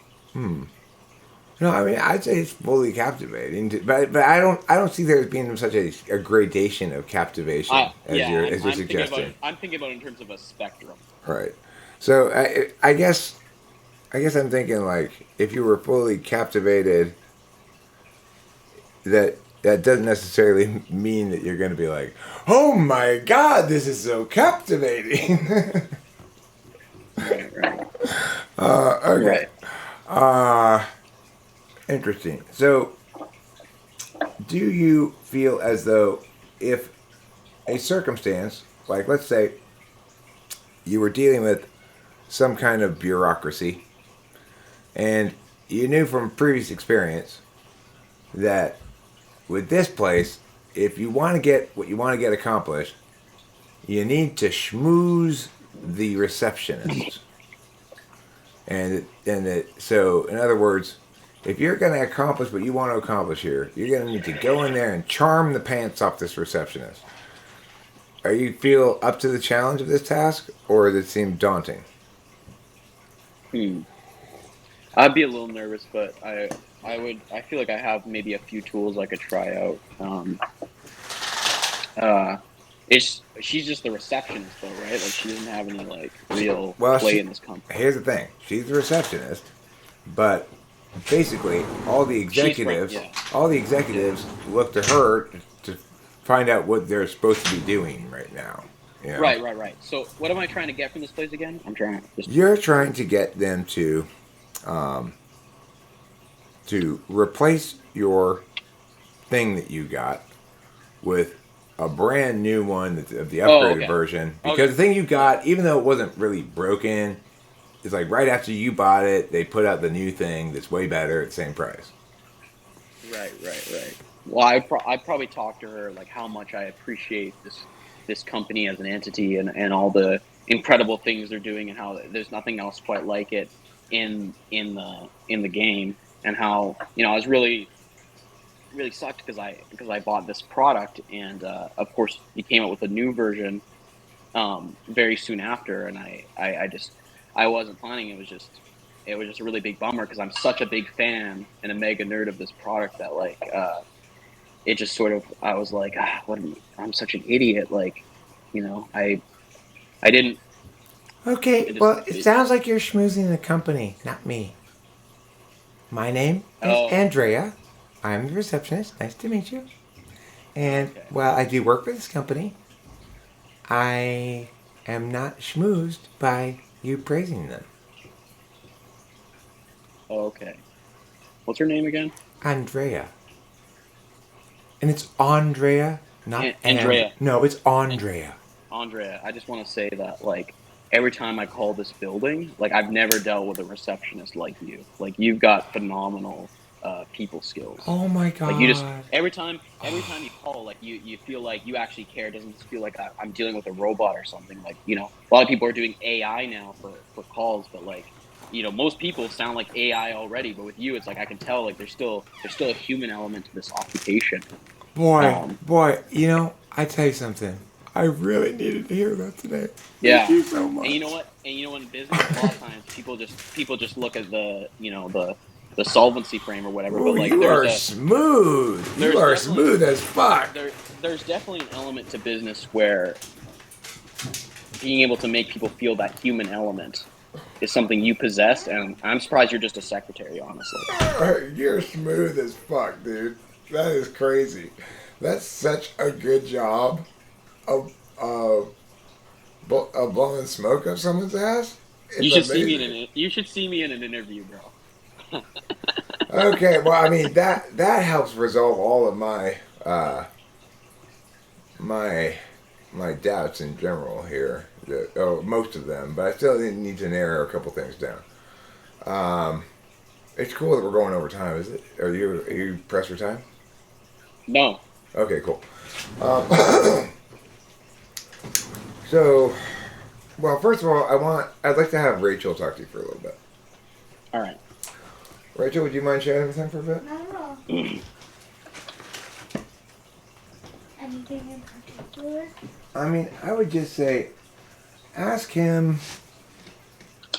Ask him to tell you his thoughts on the typology community, not excluding me. Don't have him talk about me, but his thoughts on typology in general. And he'll have plenty to say, and then you'll get to listen to him and see then you can go from there. Hey, Hello. Rachel. Nice to meet you. Nice to meet Nice you to meet too. you. Nice to meet you. So, aside from Eric and TWFP, what do you think about the typology community? I think it's a fascinating social experiment in a way because the thing about psychology is you start to you're running into territory where people are dealing with their identity and their own self reflection on their identity and what they identify with, and it it becomes a bit of a mess because if you're on the path or you're trying to get to something true about one's ontology or psychology, it requires one to be sort of um, it requires one to not be sort of attached to certain constructs they've built up in their heads. And a lot of times people get into typology and they sort of almost engage with it as sort of the social proxy to assert how they see themselves. But they're not really trying to explore or break down, if there's a possibility of that being correct or incorrect, or what are some of the assumptions being made. And so it becomes kind of shallow in some sects of the community, unfortunately. And then, of course, we're all using a lot of the same language and words, but we don't necessarily measure the same thing or we don't have a standard criteria. So one thing I like about, I know you weren't asking me about TWP, so I apologize, but one thing I appreciate about Eric is he has a very clear criteria, and a lot of people don't. They mix a lot of different criterias together. So you can only really call something true if it's as it relates to a certain criteria. And if that criteria is not clear or it's been blurred in some way, you end up with a big mess. And then you're dealing with people's personal feelings, and it just becomes a complete shit show. Um, yeah. So those are sort of my thoughts. I'm sorry if I was No, that tangenting was there. very well said. I agree with you I completely. I also wanted to apologize to you because I did an impersonation of Eric not long ago where I impersonated you and him sort of yelling at each other, and I think I understand if it was in poor taste, but I just want to make it clear that I'm not coming from a place of hate with you guys. I know what Eric sounds like when he yells, and I think it's funny to play with those dynamics and imagine things that aren't really truly the case. And I just wanted to say that there's no ill will coming from my end. Oh, I appreciate that. And um, truthfully, I must not have been offended by it. I think I actually thought it was funny Well, because I would have commented on it probably if it had bothered me. So, well, you watched Club ENTP's one, and I thought maybe yeah. that was offensive in some way. But I thought at least with mine, I at least tried to do Eric's voice or something cute. Yeah. At least, well, I see. It's funny because, well, maybe because I thought that you were funny and he wasn't being funny. So maybe for some reason in me, it made me feel like his was a little bit more mean spirited, where yours, Right. Yeah. I found it Yeah. as entertainment. So I'm not coming from a place of butthurt. I'm coming from a place of fan, and I've watched Eric on and off since like 2015. So, it's all love on my end. I'm very happy that I got this opportunity to speak with him in the first place, and yeah, I'm sorry though if that was in poor taste or whatever. no, Um, I don't think we I thought that it was. So, but I I appreciate the know Eric said apology. I know Eric said I sounded too I much don't know like what you're Richard. I mean, apologizing for. I You have I nothing to made apologize for. Yeah. We both agree that we don't think that you have. I mean, we well don't I think that made you have anything to apologize for. yeah I appreciate though the sentiment for sure because a lot of yeah people wouldn't even bring it up. So yeah yeah. okay, Yeah. all right. Thanks for chatting with me. And Yeah, it was great to meet you, Rachel. I think that you have a lot of insight about the community, the MBTI community. It's very much how you described it. So I Thank you appreciate so that. much. It was great Yeah. to meet you, Rachel. Yes, you too. Can you talk to me about what time you went to bed last night?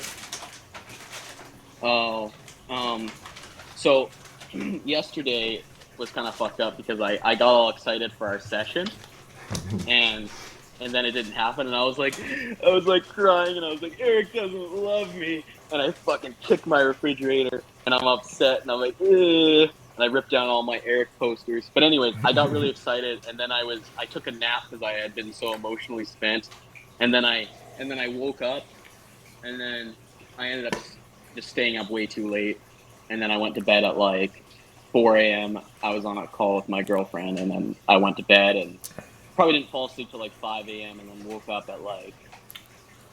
up at 8 and then slept another 2 hours and like woke up at like 10ish and then something like that, and then I just got ready, had coffee and stuff, and told you earlier about. Oh yeah, this is about yesterday. Fuck me, sorry.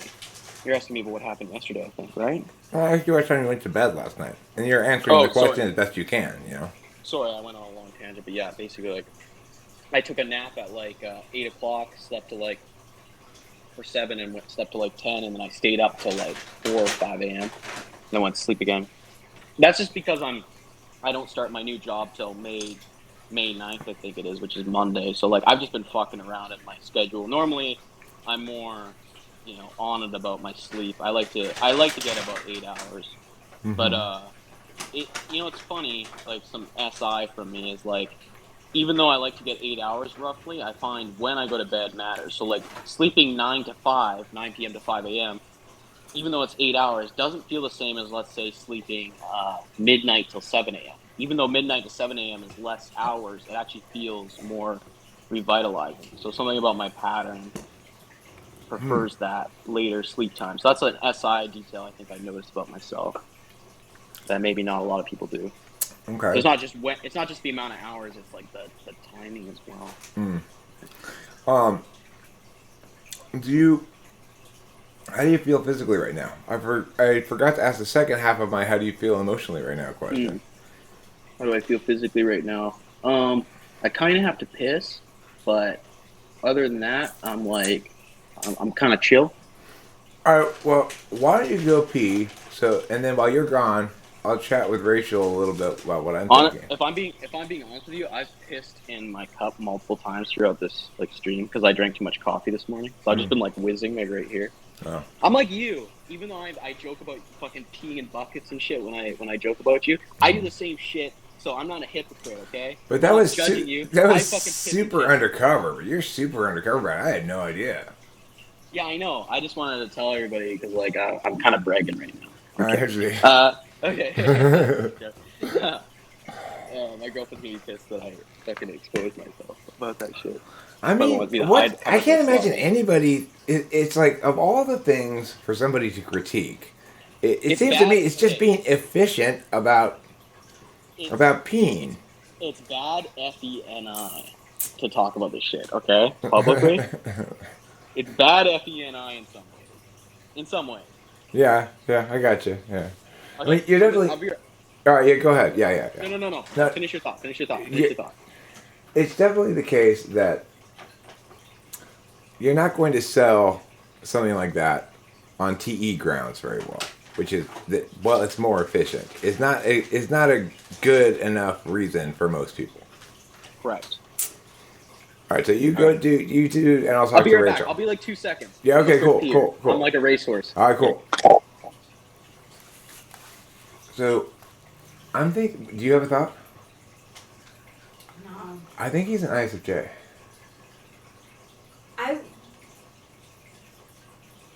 Wow, that still makes sense. I'm pretty sure. I feel quite confident about it. Cool. So he tested poor on TE. Now, yes, sort of. Like, when I asked him what the proper number of steps was or something, and he did SI. He recounted. Let's see. I go to the memos. I unlock it. And I asked him twice the proper number of steps, and he still said them all out to me. And then when I asked him, well, how many steps was that? He was wrong in his guess. So We back. okay. Oh, that was good. Okay, sorry. So let me just ask as a last question to Rachel here. Is there anything about what I just told you that your NI goes, no, I didn't talk to one of those? No. Okay, cool. So I have a typing for you now. All right, give it to me, Eric. Let's hear it. I declare you with a high degree of certainty to be an ISFJ. Holy shit, that's cool. You know what? It's cool because I considered what's it called? I considered ISTJ for a long time, but I was like, you know what? I don't really use TE very as a tool function very well. So like ISFJ is actually a typing that does make a lot of sense because it's like TI has an absolute value, and then the way I handle people around me is with FE tool, and then I'm not any polar, but I have some extrovert intuition going on. And then of course, like I have that awareness of my body and my rhythms. So that's the SI implicit value. So like it makes sense. It's a sensible typing. Yeah, I mean, the thing is, your demonstration of smoke blowing was absolutely. Mwah. Thank you. I appreciate it. That was beautiful, Effie. And the other thing is, with almost all of these things, I'm asking you, you're approaching it from a particular frame of reference, basically. So when I'm talking to you about Sasquatch and how to solve the problem of yelling in the woods, you start with, you go talk to those people. You know? And there's other equivalent things like that.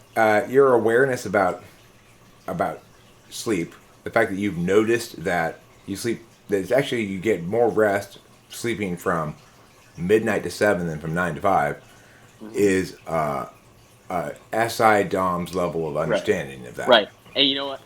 My girlfriend, who's more NI, she more thinks of like what it symbolizes. She's like, you're going to bed late, so like you're going down a bad path or whatever. There's more of an NI thing of it, and I'm just like, NI has this sort of archetypal approach to things, Right. where it's like, no, you're fucking getting it all wrong. You don't understand. Like I'm not actually fucking up here. Whenever she It's says like, something like that, just go, how's your body feeling right now? yeah, And watch her go. Exactly. I'm confused. Confused by question. Yeah. If you want to have an NI, if you guys want to battle SI NI, you can just play that game. Yeah, for sure. Well, she actually thinks I'm an NFP because she thinks I'm FI. I'm not sure why. I mean, I'm not sure the why. thing is, I She am thinks I'm definitely TI. going to. She thinks I'm TI polar because she's like, oh, you're totally inconsistent, and you're just like, do things for yourself and not really paying attention to like the group dynamics or whatever. I don't know. You are definitely TI 3, 4, 5, 6, or 8. 3, 4, 5, 6, or 8. Right. So not polar. I see what you're saying. Not polar and not dominant and not tool. Yeah. Yeah. A lot of people type me. It's funny because look at it this way. A lot of people type me ESFP, but if you think about the mirror of that, instead of SE lead, it's SI lead. Instead of FI second, it's FE second. Instead of TE third, it's TI third. So if your typing's correct, it's like they just got it all backwards. You just gotta like flip it over like a pancake. Well, You know? I will be using the clip of your smoke blowing in the class as an example of FE. That is that is a textbook example. We could just put that in a textbook. This is what if you ask Oh, you know, somebody it's with funny. FE1 or 2, but especially 2, if you ask somebody with FE up high how to do that, they're Yeah. gonna do that. It's funny. You know what? I got typed by Jack Oliver Aaron years ago, and I was telling him, I think I'm an ISFJ, and he was arguing ESFJ, and I was like, I don't think I'm an extrovert. I don't think I'm leading that way because I spend too much time inside and You're like too focused on my ideational. homeostasis. Too ideational. It's you're, But you're too ideational and too abstract. ESFJs don't have this level of engagement with the ideas because they're NE selfish. okay, so with me, you're seeing like maybe some NI rule and TI third. Your NI is not polar. Okay. You're able to concisely sum up that sentence. For example, NI polar can't do that. I thought you were gonna critique me on my. I thought maybe you'd think my FE is shittier because of reasons like I don't know, me telling you I pissed in my cup or something. No, I actually came into this kind of thinking, oh, I thought he was an ISTJ. I thought we already You established this years type or something. years years ago we met when you were on like Sleepy Week, and you thought I was an ESTP at the time Or did I? Oh, because I was well, an ass. I was okay. I was Come on, wrong. like I'm older now. I'm 26 now. I didn't was know a how to dick type back then. people back then. Okay, fair enough. Yeah. I was more obnoxious back then. Now I'm a little more. I was trying to type you from your media and Yeah. not from testing you. Yeah. And you know? can see the SI in my comedy in that. Like, if I do a C.S. Joseph impression, there's all these different linkages to stuff that I know about you, their relationship. It's all these different SI details that sort of stack up and connect to each other. It's like, when you critique fucking Robot Chicken, I love Robot Chicken because that's all those SI linkages that I fucking feed off of. So I am NE. I do some extra intuition, but I do like some SI reference It points that I wouldn't play shock with. me if that's an ISFJ project, Robot Chicken, basically. That guy Yeah. who makes it may very well be himself an ISFJ. Probably he gets Yeah. typed a lot as ENTP.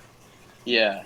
And you know what? I think I see how any inferior works because, like, I worry about a lot of negative possibilities, Like, I think about a lot of things that could go wrong if it's not within, like, the first time I went traveling alone in an airport, it's like that leading with SI, you're focused on your own experience, you rely on that, and if you're outside of that, you're kind of intimidated because you're like, all these different things that could go wrong, and you panic, and it's just that's a product of relying too much on SI and not enough on maybe NI or SE or whatever. And that thing you just said was T- was proof that and you're TE TE polar. The Yeah, fact that polar. because here's the thing, you're TE polar and SI dom, and this is exactly how this is going to look when I ask you the TE polar questions. You're going to understand what the question is. You've heard it before. You've heard other people answering it before, and you know what it's testing. And despite that, I ask you twice to tell me the optimal number of steps. You count out 6, and then I ask you how many it was, and you say 5. Yeah. Well, I said 5 or 6. I remember that. I said 5 or 6. I'll trust your SI. I do have. Okay, listen. I'm in. You're right about my T polar though, because here's the example. In plumbing class, Um, I rely on my SI, so it's all about building up experience. But when I go into a new situation, my TE is so trash, I need to build up that SI experience in order to get good. And once I develop that in a job, then I'm like a master. But I need to build up an SI database. But like you're right, in a new situation, my TE sucks fucking balls. Um, I wonder if This is a good chance for me to actually explain a little bit or exemplify the difference between how ISFJs and INFJs get around their TE polar. Because what you're talking about makes perfect sense to me. yeah, It's a heuristic that people can understand. It's not a heuristic, but it's a strategy people can understand, which is I'm going to learn and memorize the process of doing this so that I don't have to figure out the process of doing this. Makes perfect sense, right? yeah, Well, how do INFJs get around it then? Well, they FE they FE the right people about the right questions. So right, it's like my friend Corey is we got in on Bitcoin really early when it took a lot of TE to get it. You know, you had to figure right, you couldn't just go to a coin exchange. You had to meet some guy in a parking lot and exchange cash with two smartphones and get it like that. It was like yeah, it took some figuring out. And he's always right, been pretty good at knowing how to do things like get onto the dark web and safely and anonymously yeah, do weird things, whatever, buy fun things, let's say. right, Anyway, the but he's not figured out how to do any of that himself. He's gone to like say Reddit, found the right guy who he's read as wanting to explain and having the right answer, and schmoozed him in the right way to get explicit instructions on how to do it. right, That's how right, INFJs get around it. right, ISFJs, because they don't, INFJs learn well, but they learn unconsciously. So it's like dude, they don't right, really believe that they don't even realize that they're doing it, that they're getting better right, at things from learning. But dude. yeah, Speaking of, I know you're talking more about the SI element, but like I was just thinking about schmoozing or whatever that you were talking about me doing. You should have seen my last interview. He was like, "What does it mean to have good work ethic?" And I'm so good at these kinds of questions because I'll be like, well, it's not just about reliability and consistency. That's half the equation. It's showing up every day, never missing a shift, always being on time. Showing up is half the game, but the other half is always having your head in the game. So I know that part of work ethic is showing you that I'm thinking through everything and showing up every day mentally, not just physically. So the funny part about snoozing in that way is like I'm not necessarily the best at actually like I'm not really the best mentally in the trades department, but I know what to say. You know what I mean? I know what they want to hear, which is that not only are you going to show up every day and be on time, but your head's going to be in the game. Like I know how to speak almost like tell an ESTJ what they want to hear almost. well, but you're Um, also schmoozing by sort of not explicitly but sort of subconsciously projecting your absolute values. You're saying that the most it's good. It works perfectly in this instance. But those are what you're saying are it's a combination of SI and then NISE. You're saying yeah. I'm going to know in both ways. Don't worry. I'm going to know in the SI way and be really consistent and reliable, and I'm going to know in the NI way, which is to Yeah. say I'm going to keep my head in the game, be aware in the moment, so that I'm ready to Yeah. take the action that's necessary. Well, it's also like telling them that I'm going to plan it out right TE way, but even though I'm TE polar, in reality, I'm going to make a bunch of mistakes and they're probably going to fucking hate me. Um, But you but don't tell them I that. know, You don't tell them that part of yeah, being a good they don't. employee is having always planning ahead. Yeah. Somebody Like else might say that. yeah, well, like my TE, like for planning a job, like what route I'm going to take if I was building like a plumbing system, it's going to be terrible. Like I'm going to have to build up experience. Like my real time TE of figuring it out like that day is going to be bad. I'm going to really need to build that up over time. Um, like I said, there's like maybe some societal thing I've internalized where like I want to fit that like masculine role of having like a trade or whatever. So even though I've never been really good with my hands, I want to go down that road and have that.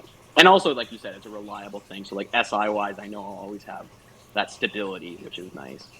Um, It's interesting as well because it shows the difference between absolute Yeah. value but unconscious TE versus counter value but unconscious Right. TE, because it's like I realized at some point I hate that kind of stuff because it prevents me from playing with my tools. Right. Right. Right. Right. You know, I like see what you I mean. hated the fact that Horse Mumbler last night Yeah. told me why my thing I was playing with was going to fail before I could experience it failing myself. Right. Right. Because Right. I I had a see what you plan to mean. make a sky lantern. I'm trying to get Right. I'm trying to have a hot air balloon for my dolls. Right. And he said, the way you're doing it, you're going to melt the plastic bag. It's never going to pick all that shit up. He gave me Right. lots of reasons why it was going to fail. And I was like, oh, fuck this now. Right. Now I don't want to Right. play with this anymore. Right. Right. So I fuck see what you mean. TE. You know, it's like I don't Yeah. want to know how it's going to fail. I want to experience Yeah. how it's going to fail. Yeah, I do that as well. Like I need to almost experience the failure to really understand what's happening. I wonder though, like I guess I fail in some ways in the SE department, probably the same way you fail sometimes in the NI department, in that I'm not always aware of what's in front of me in this moment from an SE standpoint, and Like, I'm relying too much on my experience, just like you're NEing too much probably, and then need to NI to make good music or something. yeah, well, So you're there, probably guilty of the potato touch phenomenon. yeah, I know what you're talking about, which is like you prepared for a problem that was reoccurring, and then it changed in that moment, and then you were, you know, yeah, You were stuck you're reviewing what you were aware, going to do, and not realizing that the the guy to reality had come changed. through to hit them with the bat, and then it wasn't there. All right. You're Charlie. You got Charlie Brown or something. It's actually like you got Charlie Brown by yourself. So you ran up to the ball, you expect her to pull the ball away, but on your way running over there, Lucy gets up and walks away, and then you Yeah. run to where she was and go whoop anyway.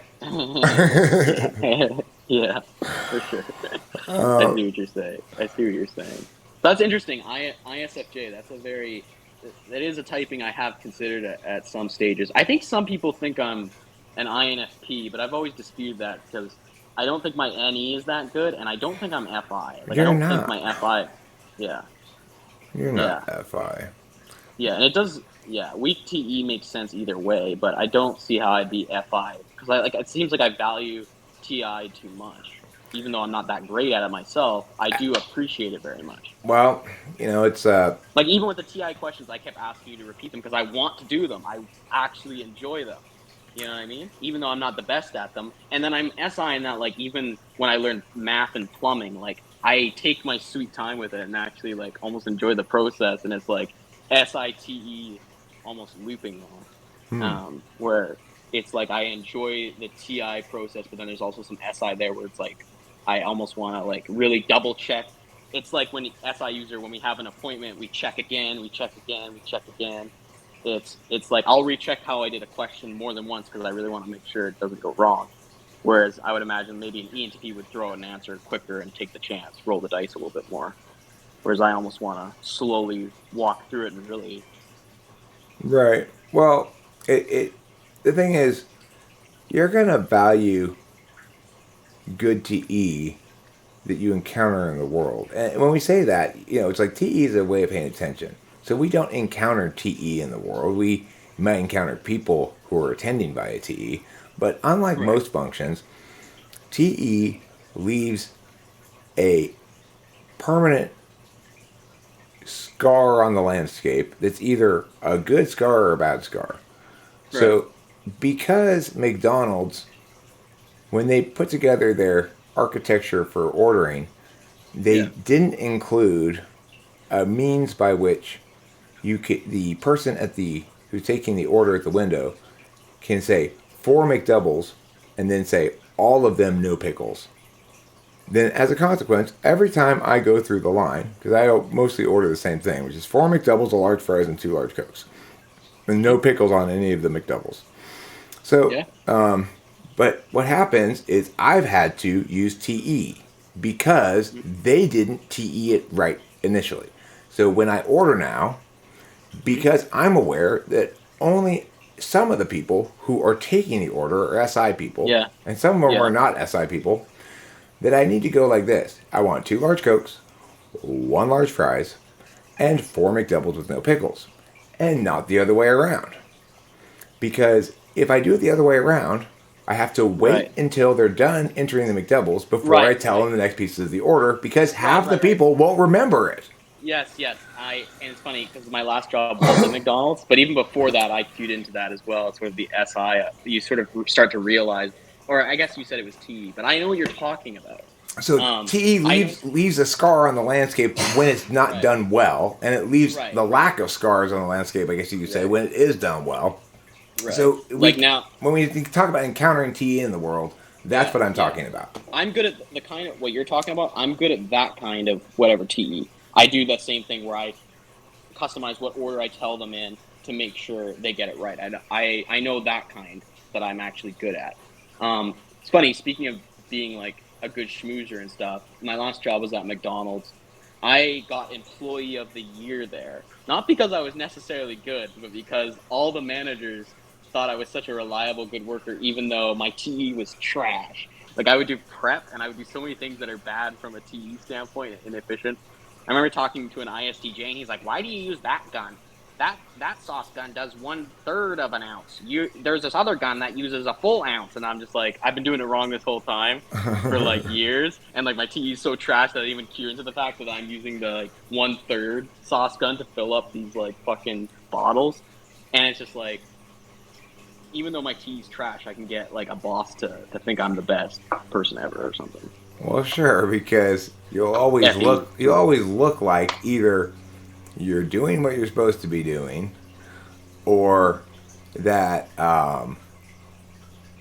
if there's, it's like no matter what's going on, you'll have the right affect about it, so that the other person feels like, oh well, this is fine. Right. Before I can picture you doing this. You'd be a good person to hire to pretend to be an authority figure to infiltrate some kind of thing. Like, let's say, like an undercover cop going to. well, I'm picturing more like a private detective, right? But or a heist or a scheme of some kind, or a caper. That's what they call it, a caper. So I'm envisioning you being playing the role of the guy in the movie whose skill. You know how they have these movies like, this is the bombs guy and this is the hacking person. You'd be the schmoozy guy, right? And you'd be the guy who'd go in dressed like a federal agent, and just with your affect and the way you talk, convey to them, get everybody jumping and moving and doing stuff and whatever. Oh man, this is a federal emergency. We don't have time for this shit. You know, it's like right. That's your role in the caper gang. Yeah, it makes sense. And I did a lot of like theater in high school and stuff, so I definitely know I have some acting in my toolbox. And I want to stress, I not that long ago typed an ISTJ who was a theater major in college. Okay, and at no point, even when he was demonstrating his acting chops, and I said, "Now, show me sarcastic or whatever," at no point was I for a second confused that he might be FE, because even though he demonstrated that he had learned how to act, he still wasn't getting it right. I'll be honest with you, I'm actually bad at those tests that you do where you get us to do certain affects. Are you? You absolutely killed the one about schmoozing the secretary. Let's try another one. You're right. So, but that's because it's like I'm really experiencing it almost. But if you just say, "Kurtis, say this but sarcastic," I'm not really good at that. I need like the context almost. Okay, well that's fine. So convey to me how you're dealing with some person that you need to make it clear that you're disappointed in them. You're wanting them to feel ashamed of their behavior. This is, again, you're dealing with a public enterprise, but it's a library. It's not a business. But somebody at the library has done something that you're mad about regarding your library card or whatever, and they're willing to fix it, but they don't have the right attitude. They don't realize that they fucked up, and they're trying to make it like you're the bad guy or whatever. Oh, in those situations, I always just like, I honestly kind of take it up the ass. I'm just like, oh, I'm sorry. I'm almost like pretend that I'm the one who should be sorry and just like sort of just avoid the conflict there and just try to get Let through me it. change the scenario then. You've got your FE polar friend, who's an ISTJ, Okay. and the librarian's being really disrespectful to her, and she's Okay. not noticed. She's sort of noticing it and getting flustered, but she's too FE polar to defend herself or strike back. So I want you to take on the role of you're watching this go down. You need to disrupt this process somehow. How do you disrupt it? I'll say, hey, why are you talking to them that way? They're just here the same reason everyone else is here, and that's because we love books, we love reading. And that's you took on this job probably because you hopefully have some sort of passion for the same thing, and you're treating people like trash for no reason. That's very believable. I'm beginning to question my choice to as a career of a librarian. Oh, okay. I wasn't sure if that's like. No, I mean you went straight into it. When you say you're bad at those kind of acting things, what you really mean is you want more contextual detail in order to act it properly. That you can't know what I'm asking you to act without more detail. And that's different than saying you're bad at acting those. Because you can act what I'm telling you to act. If I told you, say a sentence, say this sentence, well, let's do this. Say the sentence first normally and then sarcastically. And the sentence is, I think this will definitely be the best choice for a dinner party. So was it sarcastic, and what was the other one? Just normal. Serious, like actually meaning it. What was the sentence again? Something for the dinner party? This will be a great choice for the dinner party. Well, this will be a great choice for the dinner party. And then that's earnest, and then sarcastic would be like, oh, wow, that's a great choice for the... Yeah, okay, fine. You cut out a little bit at the end of your second example there. The second one, I was going to be like, oh, nice choice for the dinner party, bro. Yeah, perfect. That's sarcasm, right? So it's, you can do those things just fine. You're great at them. I bet. How about this? Show me. But you know what? Show me with your face and no words. Show me with your face and no words. Coquettish. I got the definition of coquettish. Shyly flirtatious. Hey Eric, I've been like a big fan for a long time, and I just wanted to talk to you. Maybe we could talk about typology, and maybe just talk about weed. That's fantastic. Even though I said you do it with just your face and no words. Oh shit! Yeah, that's where I fuck about SIs. Remember what the fuck people say.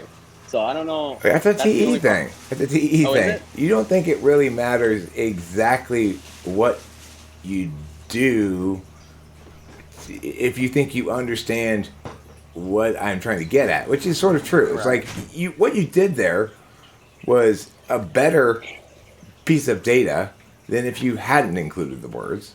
It further proved my point and everything. Right. It just wasn't exactly what I asked. Yeah. And that's where sometimes maybe I use some, like I remember being in theater and one time somebody on stage, I was playing Lord Farquaad in Shrek the Musical, and for like a Broadway style play, and they were playing Shrek and they forgot their lines. And this is where I can do some expert intuition, is I can come up with some lines to get them back on track to something they could say, but like effie it enough to where it was believable that that's something that my character would say. So that's where I can do some any from the inferior slot, and that's why I'm not polar any. I'm curious why you think ISFJ would be, I guess, you see them as more metaphysical than ESFJs, right? Yeah, substantially. Yeah. And it's because... because FETI and NE are all metaphysical functions, and then SI is the only physical, so like overall you sort of see it. It's because there's two active epistemology functions. You're a knower. So, Okay. you know, to be effective at, I guess, parsing intellectual stuff at all, or to care about it, to be interested in getting things right, Hmm. is to have an epistemological frame of reference to begin with. So you're probably a knower, or if you're a deliberator, then that's possible too. So which types of people are a lot around the channel? Knowers and deliberators, including ISFPs, some INFPs, INFJs, and ISFJs, but not so much ISTJs, and some INTJs, because the INTJs are universal knowers. Is the ISTJs are less common, but even them, even they sometimes come around. You know, it's like Yeah. the people who don't, who aren't robust about stuff intellectually at all, are those who have those epistemology functions in instrumental places. So Right. it's like if NI is just the truth is just something you use for some purpose, Hmm. then you're never going to get typology right. Right. Because you're focused on the fact that I'm using being ENTP to build a channel around. Right. Right. You know what that reminds me of a little bit? And this is probably a critique you deal with a lot. Like, I was looking into Friedrich Nietzsche, right? And I remember he's like the opposite of you because he thinks there's only a will to power rather than a will to truth. So his big issue with like an ENTP like Socrates, he's like Socrates is just using his dialectics to have power, and that's sort of a very I don't know if that's a he's doing sort of a TEFI NI frame of like assuming that this person's only out for power and not truth. And I feel like you deal with those kinds of critiques a lot from people who just say like, you're just using ENTP and typology to have power, Eric. You don't actually care about truth. And it's sort of an assumption that that's where you're coming from. And I think that's an interesting dynamic you see between types is like people assuming that everyone's out for power, I guess. Yeah, well, I mean, a Um, lot of people they can't really. A number of types don't really believe in objectivity, although they wouldn't tell you that.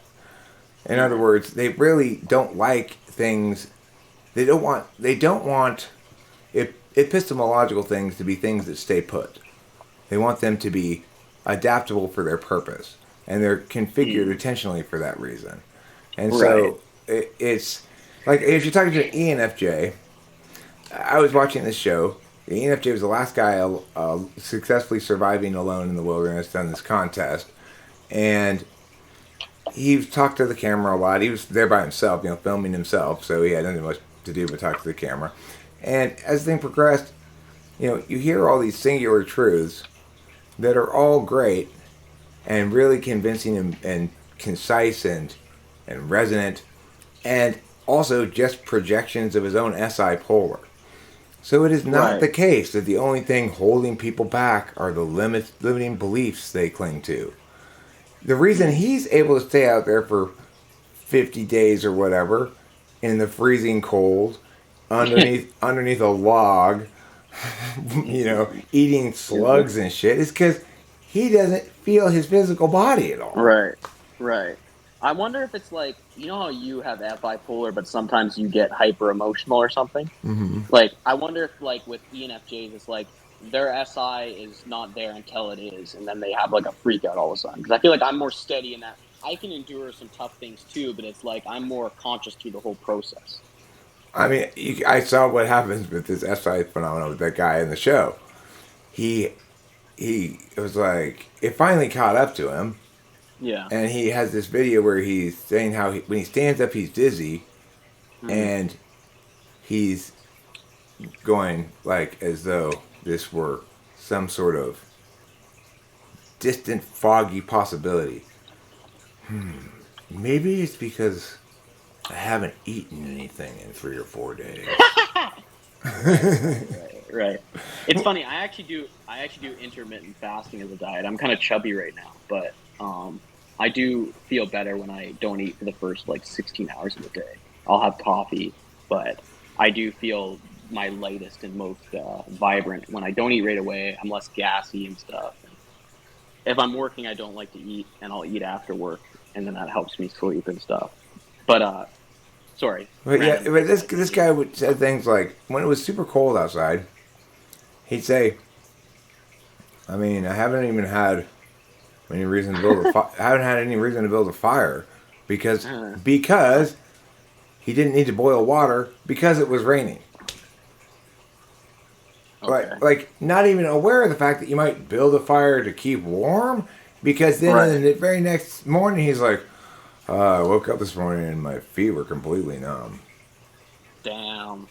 And That's he's still not putting two and two together on SI right. grounds, right? Right. Right. This is Right. the same time when he was Right. dizzy as well.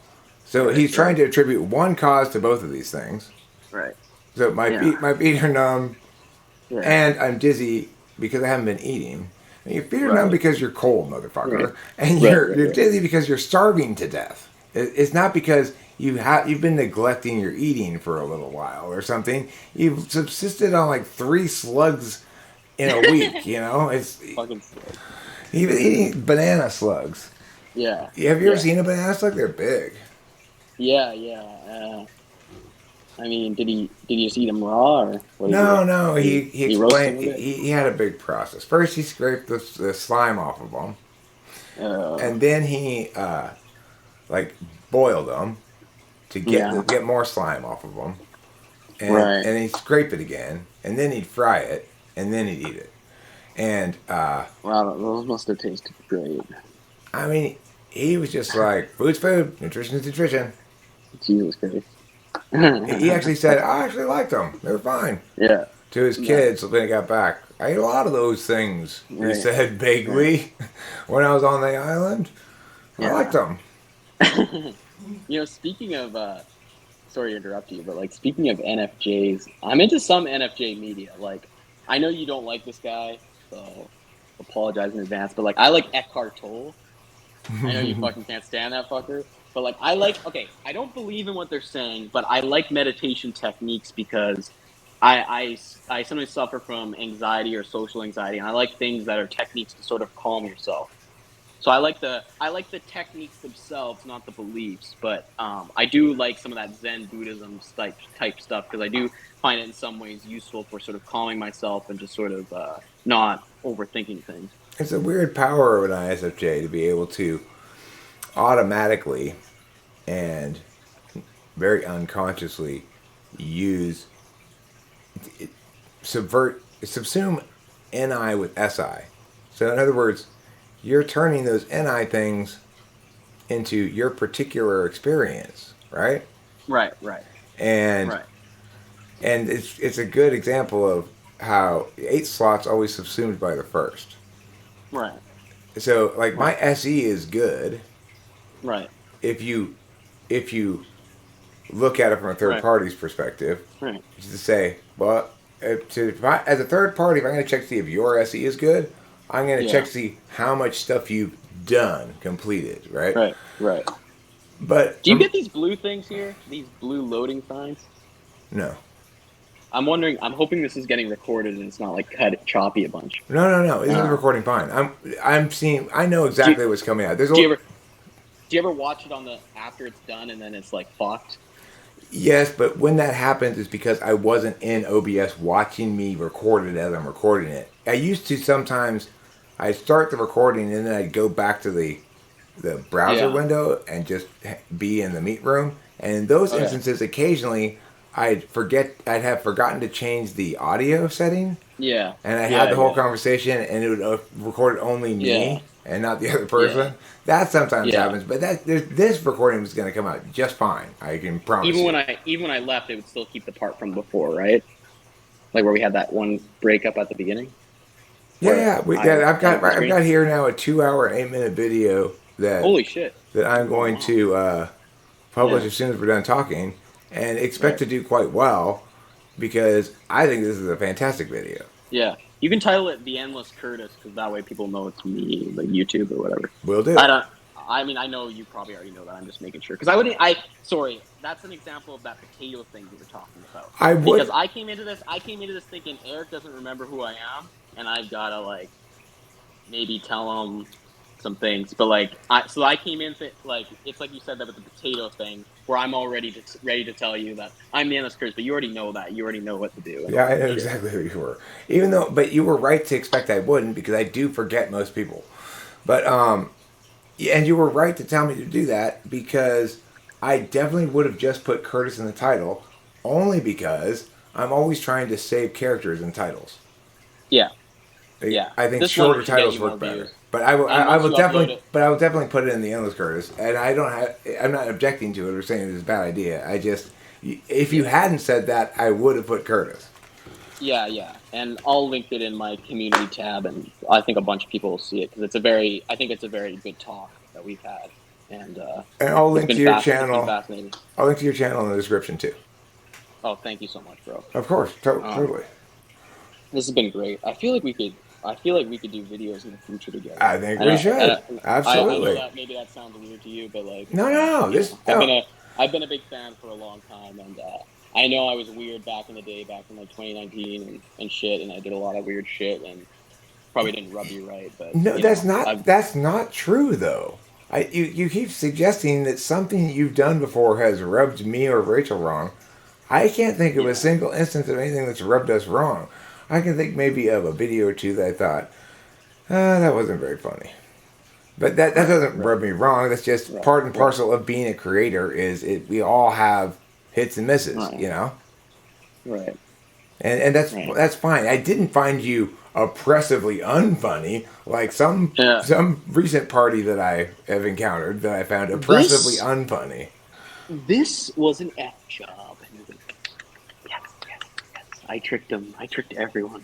You know, he's like, yeah, never mind. One thing I want to say before we go is when I was talking about meditation, I sort of see it like almost like hypnosis. Like there was this one mantra that I would practice where you breathe in and you go, "I'm not the body," and then you breathe out and say, "I'm not even the mind." Now it sounds like fucking horseshit to you. I know it sounds like SI, a war crime against SI. I know. No, but I like it. But the thing that it develops is it sort of gets you to detach from things, whether it be, oh, I feel tired, or oh, I'm worried about this. It gets you to sort of let go a little bit, and that can help someone like me, where I'm very like, if it was, I know you're not a big fan of the big five, but I would score high on neuroticism, for example. As would every FE tool user if they self-report accurately. Interesting, you say that. Yeah. That's actually. What about FE Dom? Do you find they're neurotic at all? No. No. Okay. Because they're either SI or NI polar. To be neurotic, you have to have a rich relationship with your knowing functions. Well, Jordan Peterson scores high in neuroticism and has a lot of issues, and you would probably say he's SI polar. So I wonder what that's about. Huh. Well, I guess you just disproved my point. Right. Well, I don't know. I mean, I know you type in ENTJ. I've always wondered if Jordan was an ENFJ. I know it doesn't make sense. I'm much more willing to let go of my linkage between FE and neuroticism than I am my typing of Jordan Peterson as an ENTJ. Yeah, I get that. But the reason I say that is because look at someone else who type ENFJ, like Teal Swan. It's like NI tools in general seem to have this like singularity they develop of like how one like ought to be or something, and it doesn't necessarily have to be a TE DOM to do that. Well, see, and that's the thing about why when you say it, it doesn't bug me. When you say, "I am not my body, I'm not even my mind," because you start by saying, "Here's this thing I like to do with NI shit," Right? In which case, fantastic, because you aren't affirming it as a truth. Yeah. You're explaining how it's useful to you, which is consistent with an instrumentally slotted function. For everybody, A slot's instrumental. Well, it goes back to the idea that truth is a status we afford things as it relates to a criteria. So in my own SI criteria, it is a helpful thing for me to feel better within my own physicality. Yeah, and I'm never going to object to that because I'm SI too. I'm also an SI type. And right. It's like your magical thinking. You're not affirming God or whatever, but you have your own magical thinking that is useful to you, but you're not gonna take on the argumentational uphill battle of affirming all that shit. Right. I reserve the right to do things that don't link to statements I affirm. Right. I don't need. There's lots of stuff that I do that I don't need to justify. I much more need to justify what I say than what I do. Right. So it's like, why are you going to McDonald's? Because I feel like it. Yeah. Okay, cool. So it's very serious. This is very serious. You gotta ask why. Specific. This is bloody important. This is bloody important. You can't simply order a pizza. You have to ask why. And he's just like, get specific. What do you want on the pizza? You can't have half a conversation. Fucking Jordan Peters. See, that's like all those emotional theatrics he's got going on. That's why I wonder about him being like ENFJ. I mean, the thing is, because I think a lot of the stuff you think is TE with him might be NI Tool stuff. Here's the deal. I don't think those are emotional theatrics. I think he's genuinely that emotional. Okay. With me, it's theatrics. Because it's like, probably you weren't watching that point in the stream because you were probably gone to bed, or I don't know. Actually, maybe you hadn't then. But I got all yelly last night at Winston's mom, because she was bringing up certain arguments that I didn't like, right? Even though she wasn't even making them herself, she was just sort of presenting them as arguments that exist for me to respond to. TE this day. I got a little bit overreachy. Well, she presented it in a way that was kind of confusing as to whether they were her arguments or someone else's. Was it typology related? No, it was about abortion.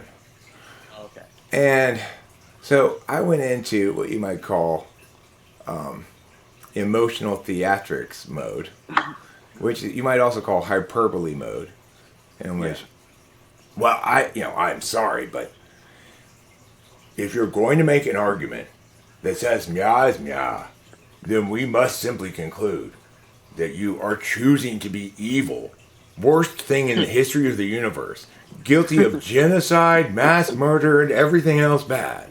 You were worse than 1 billion nuclear bombs. Right. I tend to go there for teeny little things like you have the wrong position on parking meters. Right. Well, it's like to think about the TIFE axis. It's like if you're writing an essay, TI is the logos and then FE is like the persuasion, right? Or maybe there's a bit of that going on. I mean, yeah. Well, that's the thing is, and if you're selfish in your FE, like I am, then you don't care that. Perceptual dominance is not the right strategy here as a coding. That's the coding I like to use. I'm a lot more cautious than you with my FE, and that's probably why it's like a tool function. Or you're less selfish with it is another way of putting it. It's not a scorecard for you. That's what the operational value lets us do. We value it as an operational thing, which is to say we expect the world to be at least somewhat responsive to how we're solving problems, right? Right. And when it's not, it makes us mad. So if somebody's totally not responsive to any of your being cool, in other words, being really cool doesn't make them less uncool than what they're doing or something, then you're really not going to like that. But at the end of the day, it's not selfish accordingly. It's you're using it and you know it's to be used and it's not an end in itself. For me, it's an end in itself. So when that goes well, and it didn't go well last night, but when it does go well, I actually like those videos. I like it when somebody makes me mad and I launch off on this patter of ridiculous hyperbolic meowings. I think like, oh, that's hilarious, and or ooh, you really got him, Eric, or something like that. So I'm not really thinking about it from other people's perspectives, right? Right. I'm saying this is the perception I'm trying to present here. Right. And I think I've successfully presented it. And I Yes. don't care whether you like that perception or even taking away that perception. You might Right. just be taking away the Right. perception that I'm an asshole. Right. You're right. I only do that if it's just 1-to-1 with somebody I know really well. That I'll actually go full like Eric mode and start like with all the theatrics and whatnot. But if I'm on TV, I'm more likely to, you know, play it a little bit more safe. I'm the Because other opposite. people are there. I'm the exact opposite. With actual people in my life, I'm very rarely like that. The only time, except when I was with Kimberly, because she was devoting the entirety of her being into making Eric mad. Fuck, man. I know the, yeah. Well, that I was was her fault, watching goddammit. She made me act like that, I'm going to say. Yeah. That's that bipolar. Sometimes you can't tell when you got to get out of something like that, you know? It takes you a long time Right. to figure it out. Like, the Right. reason this is not okay, Eric, is because she keeps hurting your feelings. Yeah, you want to have justifications, right? It took me Not 2.5 years to come to that conclusion. Yeah. I'm not that bad, but I also like want to. If I like have to get angry at someone, I'm like, there has to be a justification, right? There has to be some reason why. Like, it can't just be my own biases, you know? Right. So you're going to try to say something like, you aren't being fair, but of Yeah. course, what I was ignoring is she doesn't want to be fair. Yeah, classic. Right. Fuck. Okay, so I'm going to end this video. Thank you very Yeah. much for chatting with me. I'll Thank you upload it so and publish much, it man. right away. It was a great Thank you so conversation. much. And I'm Yeah. happy you're happy with your typing. I'm confident in it. We'll see what Thank you. people say. Yeah, for sure. Thank you. All right, have a good All one. right.